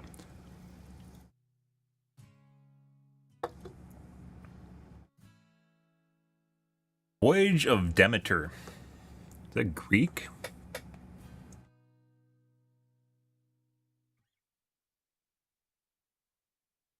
Horror fantasy. There hasn't really been any, like, I used to watch, I loved comic book movies, and they just got bad after,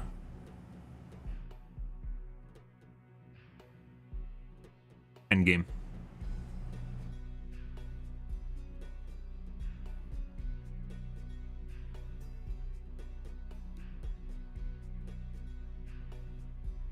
Plot follows a doomed crew of the merchant ship Demeter led by Captain Elliot, who attempted to survive the treacherous ocean voyage while being stalked by a vampire. So it's a vampire on a boat.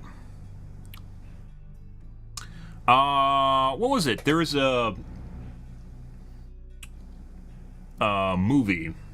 Not a movie, a TV series, where they got trapped in the Antarctic and basically had to start eating each other. It got really weird towards the end, but it was actually really, really good. What was it called?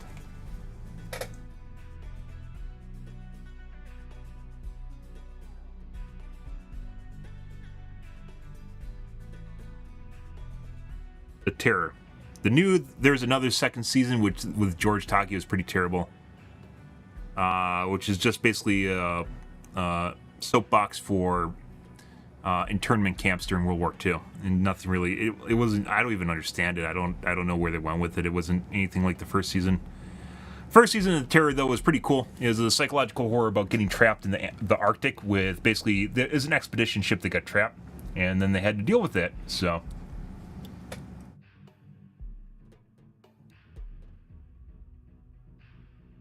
Yeah. Anyways, reminded me of that. Then there's also was like 1899, was it? The made by the people who made to the point at which it just seemed like they're just doing stuff to make you do homework, and it wasn't really all that interesting. Looks like I'm dropping frames, guys. YouTube occasionally disconnects. I don't know why. Yep, there it goes. And and it reconnected. Thanks, YouTube. Bastion armor.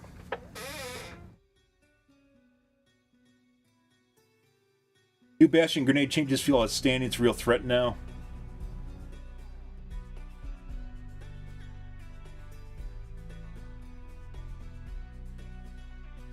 You can yeet yourself with the turret. As a turret with the sacrificing 40 armor. Because the community was totally asking for Bastion buffs. The community didn't need to ask for it. He needed to be buffed. He wasn't viable. Now, he was viable. He's just more niche.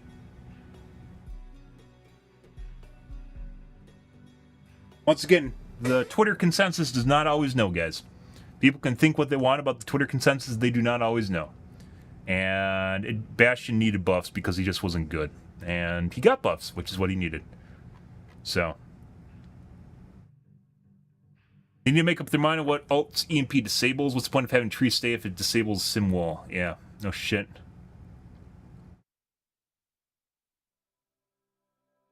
They are very, very erratic in their enforcement of Alts. Or what Alt Symmetra disables. They just have a list where they tick and untick stuff.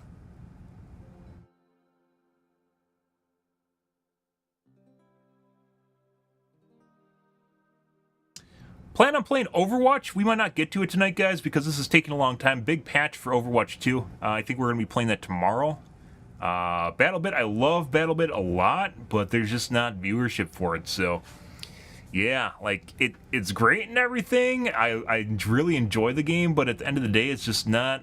There's just no one watching it. Like, maybe if I was on Twitch still, it might have been alright, but when I'm on... There's on YouTube, Facebook, and Kick, there's just not anyone there, so... yeah, I think we're going back to Overwatch. And planned on doing it tonight, and we're going to play the co-op missions, which I don't think are going to be that great, but...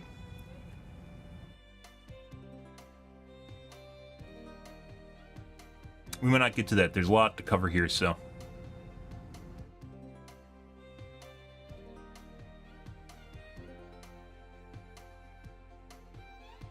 It's funny because Life Weaver was first released, I remember people saying comments, why would EMP destroy a tree? It's not a machine, or a shield.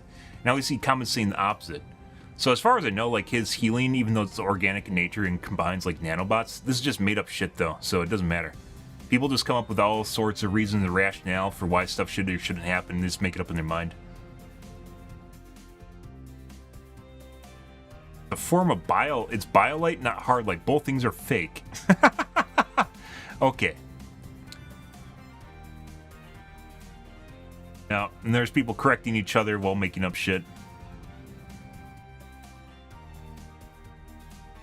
Yeah, there's no rhyme or reason to what Sombra disables with their EMP. It's what the developers just decide on a whim to change.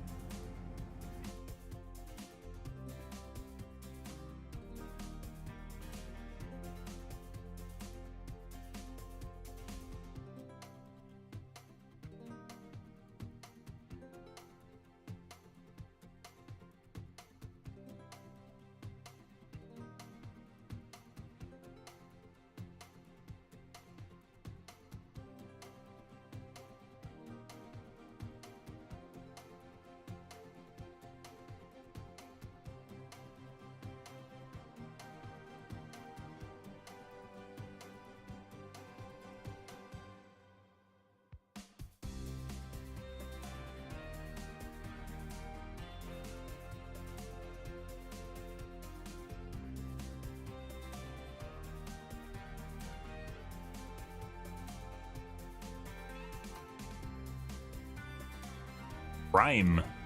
R-H-Y.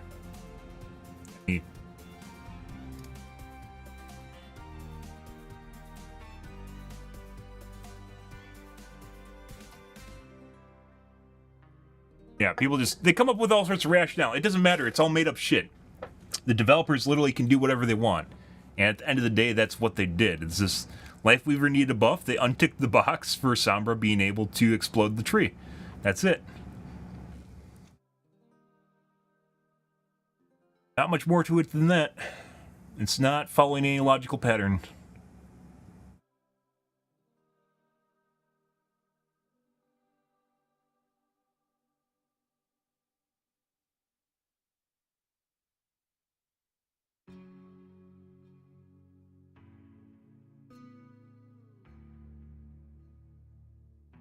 Why'd they go to 0? Because the crossfade penalty was something very, very niche and actually was just a hindrance to Lucio.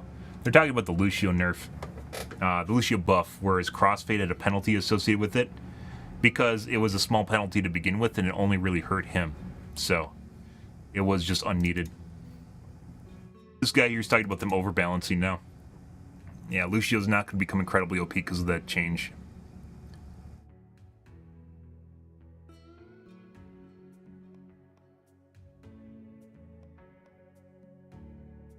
A more iconic duo than Blizzard and nerfing Brig. Brig being buffed multiple times. Yeah.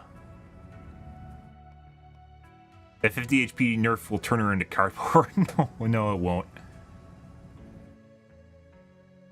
No, it won't.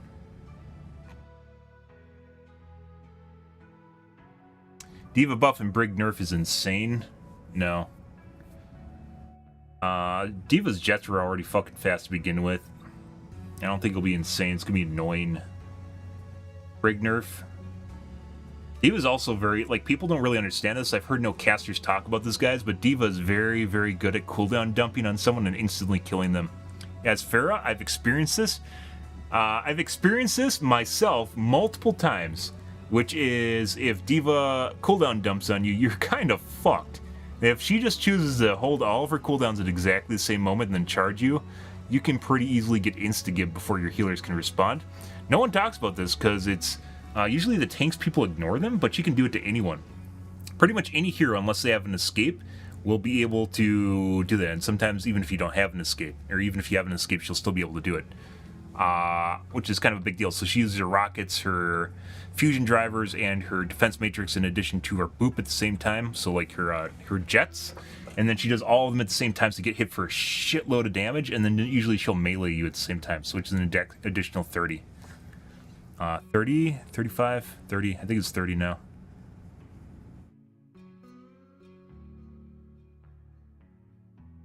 Uh, 150 credits a week is still positive change, not to be confused with coins. Still nice. Yeah, credits is just for old skins. That doesn't matter. Coins are actually the currency you use. Brig nerfs, really? Yep. Lots of good changes here. I don't know. There's definitely Twitter consensus changes. Cast nerf, you got an extra 25 HP. He is very powerful, as is Ashe.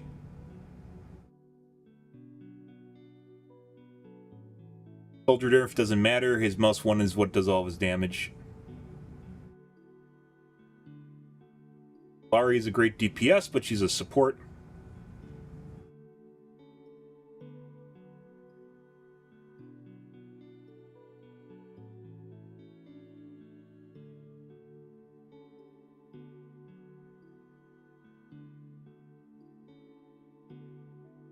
The real win here is being able to ping health packs. Okay. I don't think Diva needed a buff. She didn't. She possibly needed more utility to survive when she's in Baby Diva mode, and then maybe then they could have taken away some of her mech kit, or reduced her mech kit if she could survive Baby Diva. As it turns out right now, like one of her forms, like her notable ability is to change forms, right, between Baby Diva and actual Diva, and her nuke, her ultimate, and she can't survive most of the time as Baby Diva, and she really, they kind of need to, like, they should just give her the kit from HOTS, like I talked about earlier, with the torpedo dash, the concussion blast, and then a laser, instead of her pellet gun. And if you guys didn't know, Heroes of Storm, another MOBA that Blizzard came out with, everyone said it's terrible. It's actually really fun. I really enjoyed it. I spent a lot of time playing it. But Baby Diva in Overwatch 2, or excuse me, in HOTS, you could unlock a kit that would allow you to dash. Like you could do a short dash, like it's called torpedo dash. You could use your pistol to blow people back a little bit, and then you could also, so you could line people up, you could dash away, and then when people are chasing you in a line, you'd use her fire, which is just her laser ability, which basically fires a laser in a line, and then basically every person she hits in the line would give you part of your mech charge back. Like, they did a fucking better job at balancing Diva in Heroes of Storm than they did in the actual game. But, different game. And like I said, I'm a huge fan of mechanics. I think giving people tools where they can actually manipulate the game is good for engagement and keeps people interested in your game, because there's ability for people to do better. People always want an ability to do better. It's not just Kovacs clicking a fucking, you know, like a pixel. That's not... I guess some people that are high on Adderall really love going to Kovacs and clicking that pixel when they're like listening to like some EDM or something, but yeah.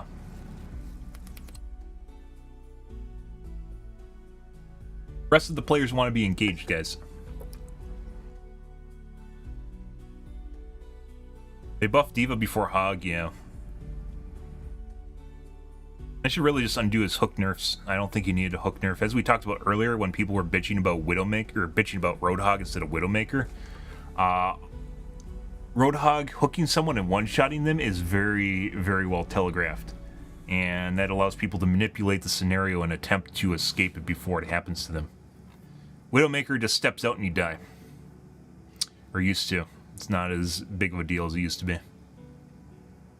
Now, instead, you just get Soldier 76 instant-giving you, so, you know. Game is not fun when Hog is meta. Why not?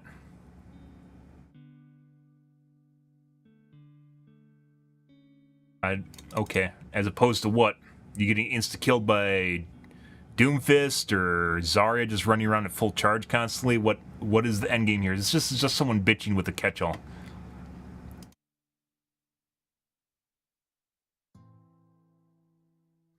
They forget the rest of changes? No, she's in there.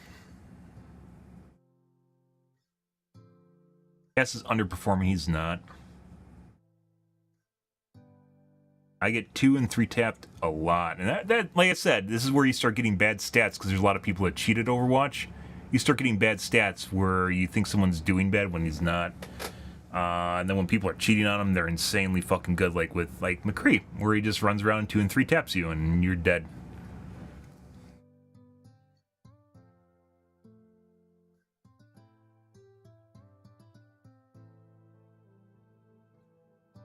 They'll say that. They'll talk about how horrible McCree is and still play him and still do really well on him. You can't make them happy, guys. Those are the same people that hate mechanical heroes. They hate anything that's just not Kovacs, where you're just clicking at a dot. Breg Shield nerf hurts. I don't think it's that big of a deal. Careful not confuse PvE with PvP changes. Yeah, I mentioned... Yeah, I thought half this list... I thought half the changes here, guys, were for... or just all these changes were for PvP. They aren't. Half these changes, the more meaty ones, are all for PvE. And that's not worth covering. We didn't even cover that. I'm not going to cover that because PvE is going to be a one and done. It's not going to be anything people are going to be going back to. It's not something people are really even going to care about.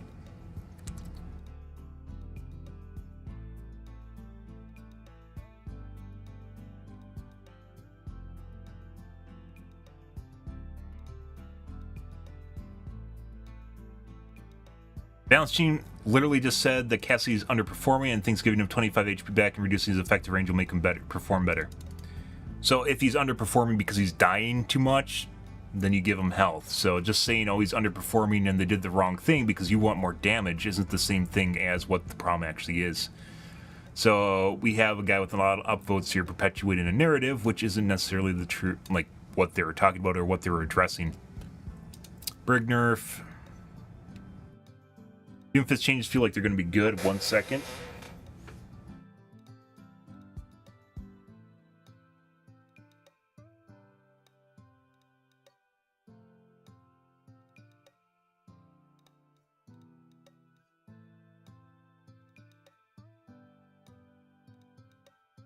I don't like the Kiriko changes the headshots were the most fun part of her kit. You don't say! As a healer, your ability to duel a DPS and win is actually something that shouldn't be in the game and you're angry because it was taken out? I don't know what to tell you. Weird, huh? So supports, I don't think definitely should not be able to win against, like, duel a DPS. Most of the time they can, depending on which DPS you're talking about. Like Anna, she lands a sleep dart, you're dead. You're just fucking dead. Yeah. And putting that aside, she's really good regardless of landing a sleep dart. And Kiriko, also very good. She can always just run away. And then you have Baptiste, which literally does 120 damage per second. McCree does 140 damage per second. Baptiste can always win. If he has his lamp up and he's remotely competent, he'll win against you in a 1v1 because it takes time to kill his lamp. If his lamp's up, that's putting aside the fact he has self-healing and the ability to jump around in his bouncy castle, which has reduced fall, which is why it's so hard to hit him, because he can float around a lot when he's falling, and he falls slower than normal. So he can basically, like, levitate for a little bit when he bounces around. I call him bouncy castle. Very good DPS, except he's a healer. Yeah, you don't say you don't like the fact that part of the DPS is being taken out of supports. And that's not addressing the most egregious of the DPS. And it's not going to matter that much. It's 2.5 multiplier instead of a 3x.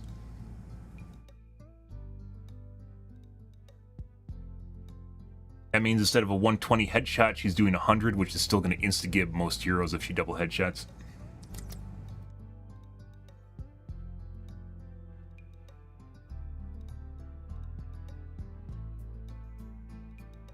Let's just nerf Mercy damage boost a bit more and increase her res. No.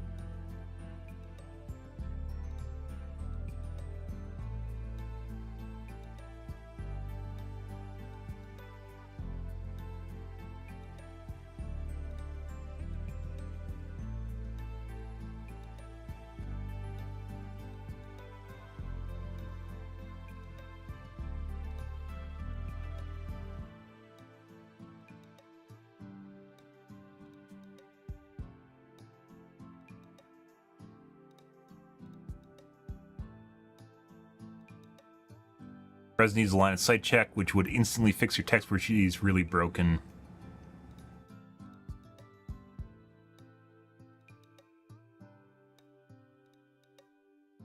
Of course they want their movement back because they never die. Gonna get downvoted there because of Mercy mains. Mercy mains are like this hot and bothered part. Most of them really suck at the game. Hot and bothered part of Overwatch guys. There's like 99% of them don't know how to play their kit. Like they don't know how to use super jump or text where you can ping pong back and forth or change the controls so she's actually really intuitive and she can go to characters. She can go to souls. She can go to souls when she's healing another soul, for instance, or she's able to ping pong back and forth between dead players well after they're dead and go all over the place. Yeah, most people don't even know she has a coast mode where she can use super jump to fly further. They just think you can just pop yourself up in the air. She has a bunch of different modes that she can do. Most people don't know how to do it, so most people think she's actually bad when she's not. She's a very, very good healer. It's just most players aren't very good, so. All right. Let's see if we have anything else going on here.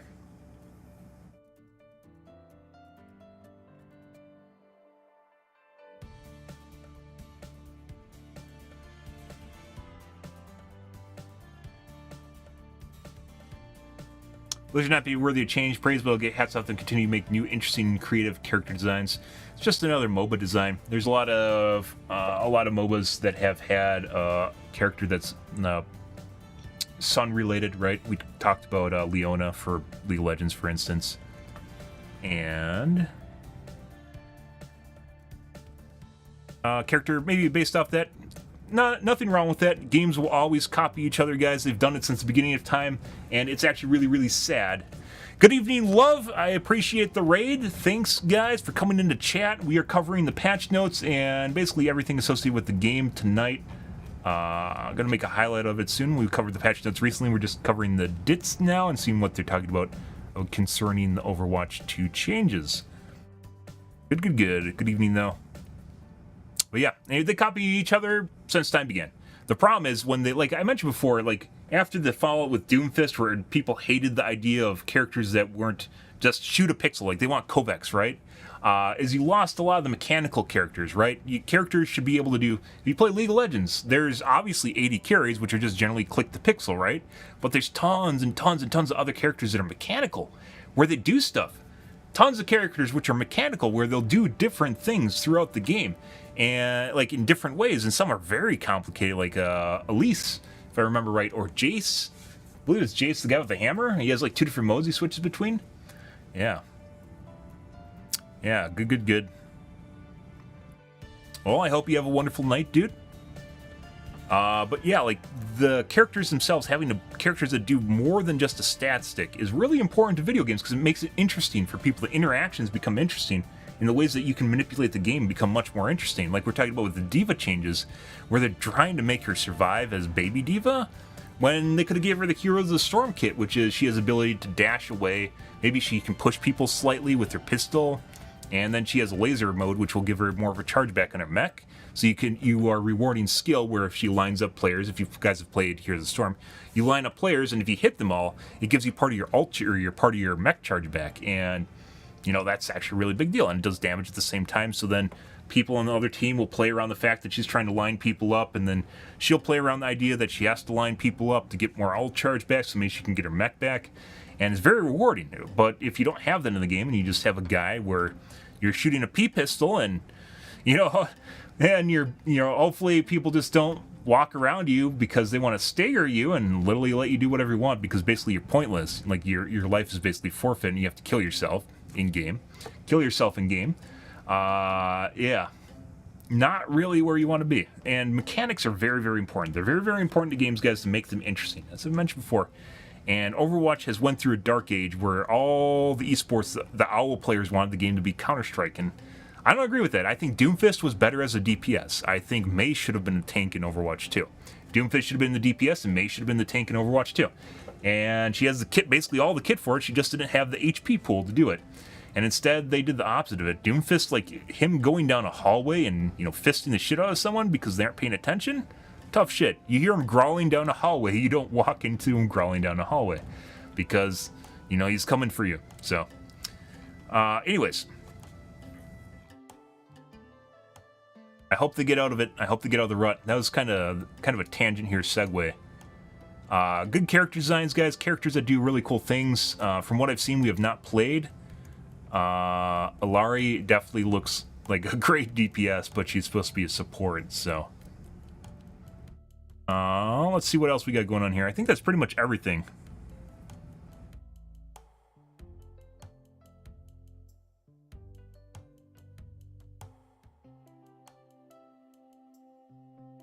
Oh, there's Steam too. I don't know how they hook up your Steam profile, so I was hoping that you could actually change your username through Steam, because this game does not have an anti-streaming mode. It doesn't have like an anonymous mode or an anti-stream sniper mode. It does. They put in a stream sniper mode, and it turns out it doesn't hide your username, which makes it absolutely worthless.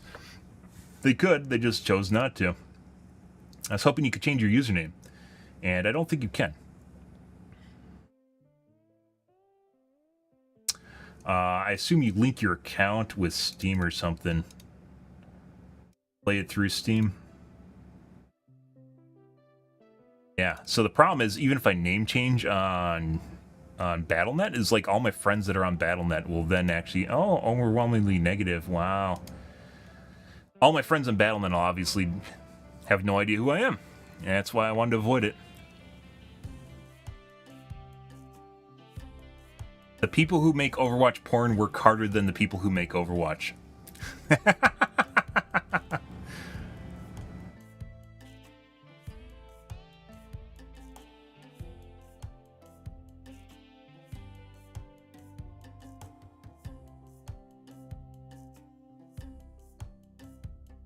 Yeah, like there's a lot of people, guys, from what I heard, based on the Twitters, based on social medias, there were a lot of people that had reviews planned. Like they wrote the review prior to it releasing on Steam so they could do this. It's kind of funny. The DLC is already out, Marvel. Or no. Yeah, if you're talking about the co-op event, that's already out. The invasions are already out. From what I understand, the second mission is currently bugged, but they're currently already out.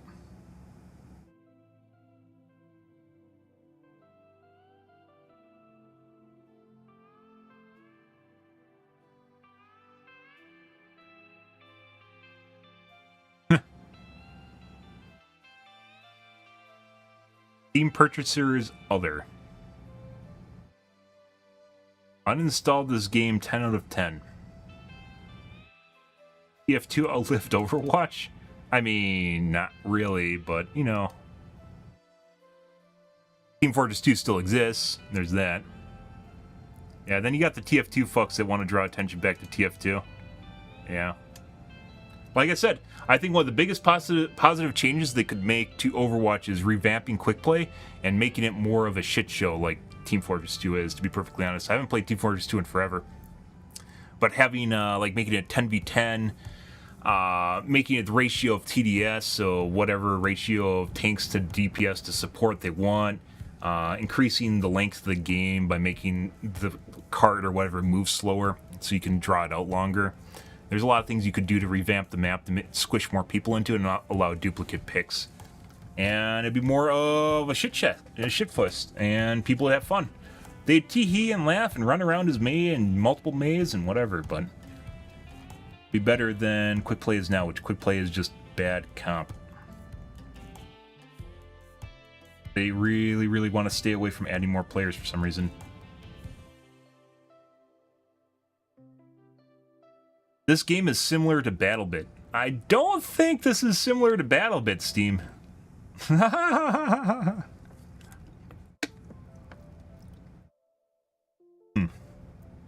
Okay. I don't know.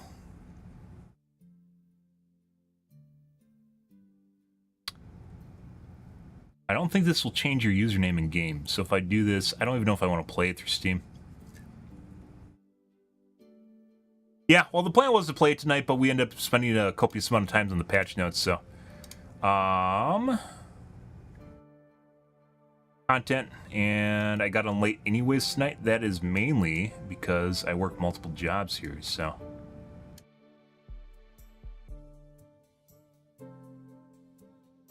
I planned on spending more time on this tonight, though. Let's make a highlight real quick for the tubes. Tubes love highlights. My God. More notes.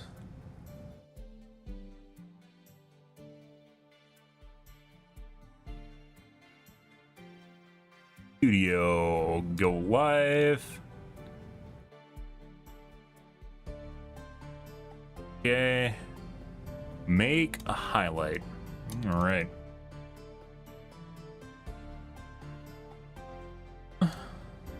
The highlighter for YouTube is horrid. You guys have ever used the highlighter in Twitch? Much, much, much easier to work with. You can't even move, like, you can't see the playhead separate from...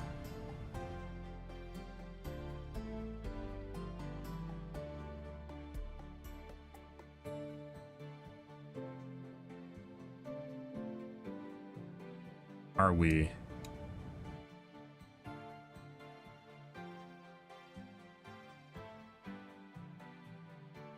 BattleBit.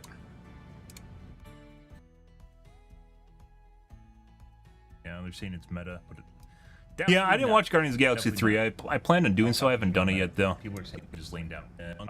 Just laying everything here. All right, goes here, guys, because this is going to take a little bit of time to go through everything here, and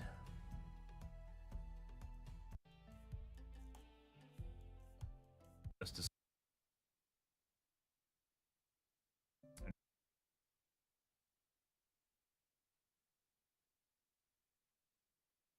is, to be perfectly honest, I haven't played Team Fortress 2 in forever. I don't think this will change your username in game. So if I do this, I don't even know if I want to play it through Steam. Yeah, well, the plan was to play it tonight, but we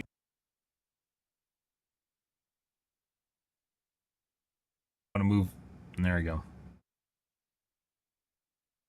This game is similar to BattleBit. I don't think this is similar to BattleBit, Steve. He's copying me, guys. Holy shit, and he drank at the same time, too. It's like we're the same person. Okay. I don't know. Yeah. Spider-Verse, the new Spider-Man movie, I haven't watched that either. I planned on doing that. From what I've seen of trailers and such, it literally looks like an acid fest. Like, as I mentioned before, like, I'm big into anime, and I used to really like comic book movies. It's not because I outgrow them, like I don't like comics anymore or anything like that. They just kind of, yeah, like the new Spider-Man movie, like he's tearing open universes and stuff, but he's like Spider-Man. And you're just like, like a little bit outside the scope of what Spider-Man does, making him more like Naruto. Personal take on that.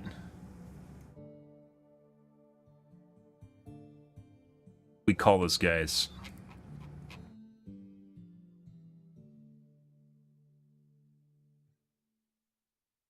Overwatch 2 retail patch notes.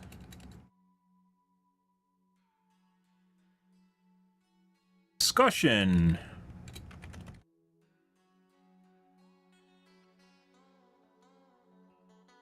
Eight, 11, 8, 10, 23.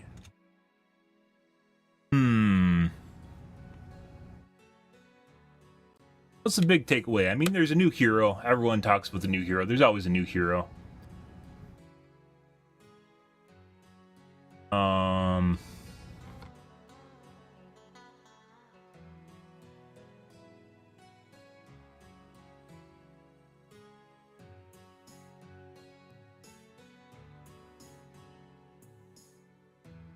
Buffs and nerfs here. This is the biggest one. Bastion has changed a decent amount. Demon Slayer, like, not to be an elitist, but Demon Slayer, if you've watched some of the older Sojin, like older shonen, like Naruto, Bleach, One Piece, which is still airing now. One Piece maybe not so much because they drew it out so far because they have to fit in the release schedule for. They tried to stay one-on-one with the manga and the anime, so the anime doesn't overtake the manga. Normally with anime, it'll release. It covers like covers 3 to 4 chapters, or I think it's volumes. It covers 3 to 4 volumes per episode. Maybe it's chapters, 3 to 4 chapters per episode. And they do 1-to-1 right now. I think it's volumes, but I'm not sure. Yeah, and they slowed it down immensely. The animation has gotten a lot better in One Piece than it used to be. Questionably with the most recent episode, but it's still not like what Bleach or Naruto were, in my opinion. Demon Slayer, it has the traditional formula. I can talk about anime forever, by the way. It has like the traditional formula of like a shonen, which is you just have flashy fights, right? But they didn't really do the training. Like, they missed out on the whole idea of where you have to train to get better. They kind of have training arcs now, but it's not like what it used to be. It's not like the hyperbolic time chamber. Not that that's Dragon Ball Z. Not that that's end all be all of training arcs, but the idea where you actually have to go and perform some sort of set of tasks to get better at what you're doing in order to achieve and get better than what you're doing. Demon Slayer has an awful lot of pre-built heroes, which I'm not a huge fan of. Comic books do too, which is the characters are just powerful. They get more powerful for no real reason. They just get much more powerful. They've changed that, as mentioned, with like the last 2 seasons where he's doing the thing with the breathing exercises and such. But even then, like, they didn't really have an explanation oftentimes for why he was getting more powerful. He just did. And while you can say that's kind of the same thing in Dragon Ball, they offset it with like physical hard work at some points in the series, right? Or in Hunter x Hunter with training arcs with different mentors, with different teachers that were doing. Movies for anime, not really big into the anime movies, and that's particularly because most movies are just for fans, meaning it's just fan service. It just gives you more of what you already saw. Sometimes they will actually split up animes into movies, which is pretty cool. Good one for that is Gundam Unicorn. If you're into Gundam, probably one of the best Gundam series that exists is Gundam Unicorn. And what they did is they split up like 100 episode series in like 10 movies. I believe it was Gundam Unicorn. Had to be Gundam Unicorn. Very good. And it's a throwback too, like they had the kind of the old school animation. How many was it? 7, not 10 movies, 7, but they're 60 minutes apiece. So this basically is equivalent of like 3 anime episodes, but it cuts out all the filler between. So in anime, you have the opening, you have the ending, you have the catch up at the beginning, the recap, you have the teaser at the end, and that takes up a significant amount of time. But when you have a 60 minute solid block, that means that opening, that overhead in each episode is actually reduced. So it's probably even more like each of these is equivalent of about 4 episodes. Each one of these is about the equivalent of 4 episodes here. So this is like, what? And the end one here is 90 minutes instead of 60. It's like 4 times 6 is like 24, and then you have the last one, which is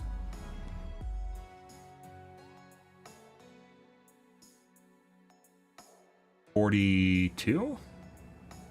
No, 30. So this is basically the equivalent of like a 30 episode series, only it's split up over 7 movies, but at the same time, they were giving it movie-style production budget. So, like, each one of these is really well made and really well drawn. It's basically like a movie, only it's also a TV series. It's also basically a TV series. Very, very cool. There's only a handful of animes that have done this well, but this is one of them right here.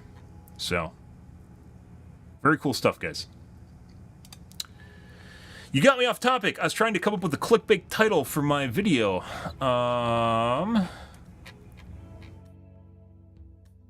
Alari makes a great DPS.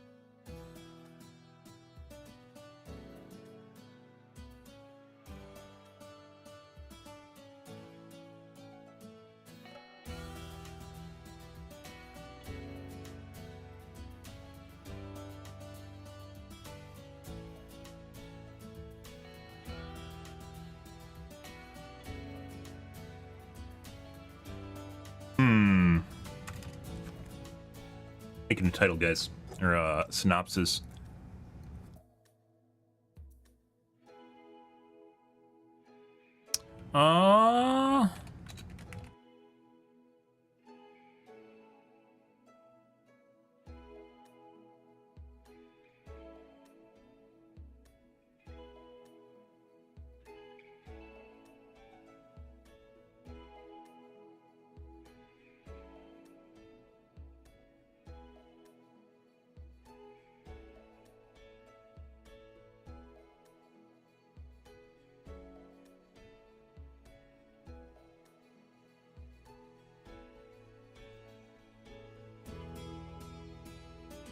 Was it entropy? No. What is it called?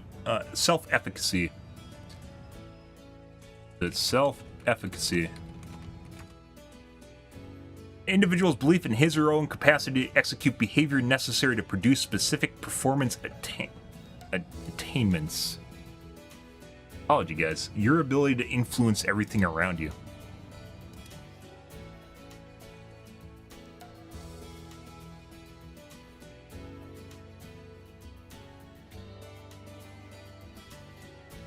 Was it Baby Diva?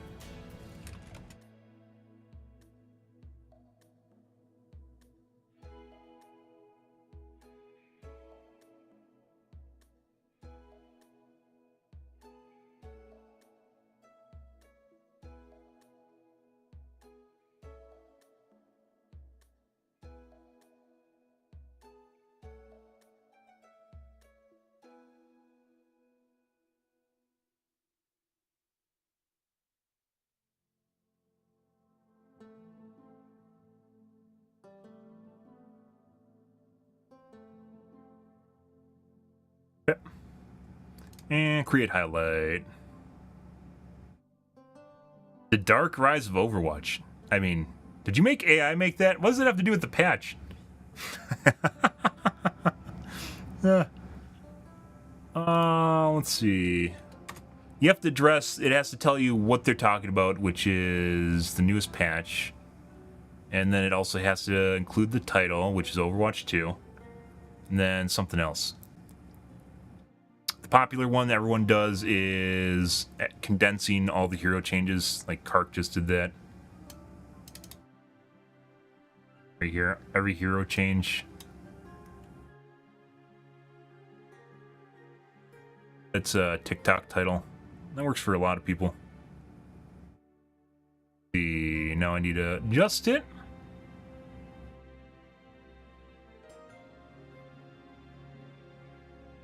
Alari makes a great DPS.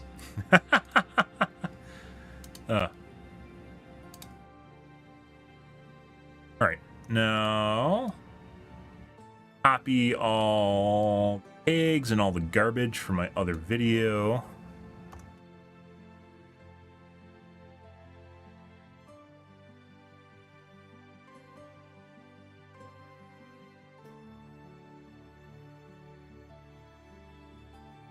Okay.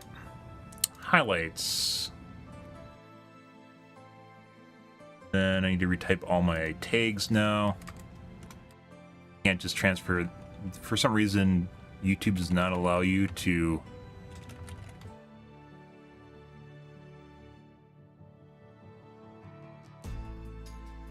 use hashtags. You have to use commas instead.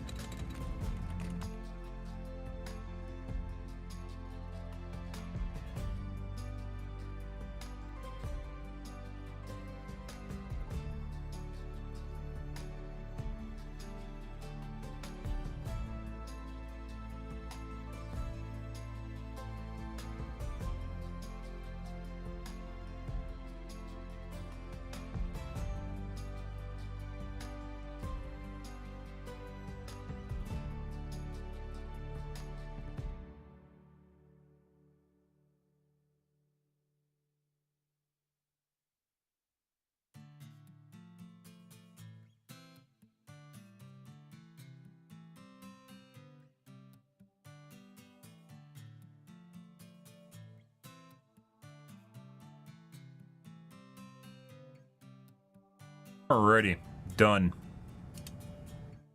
I am a content creator, guys. Look at me go. If Team Fortress 2 had a sequel, kind of, not really. I mean, they definitely pulled a lot of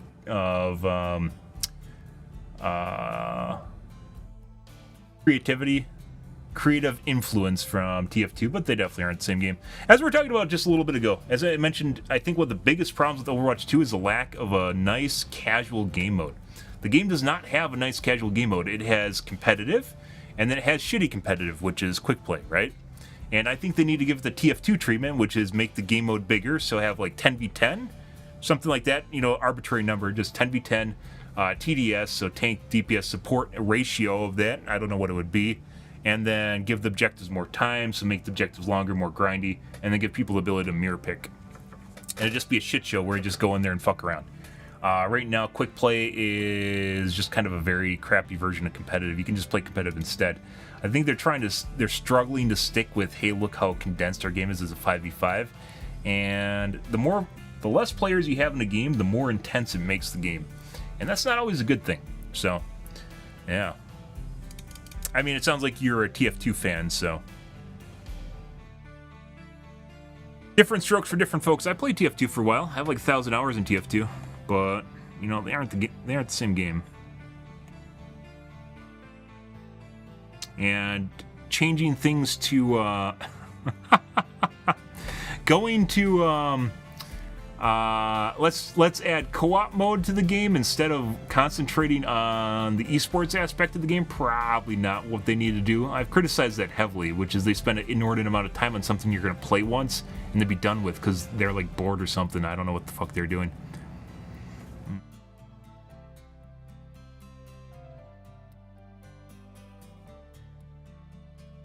Buggy mess. I mean, not really. There are bugs in the game. It's not that bad, though.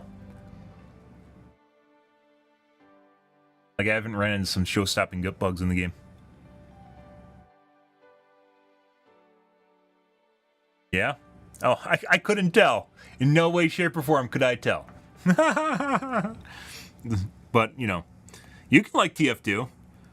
I'm not interested in going back to TF2, but you can like TF2.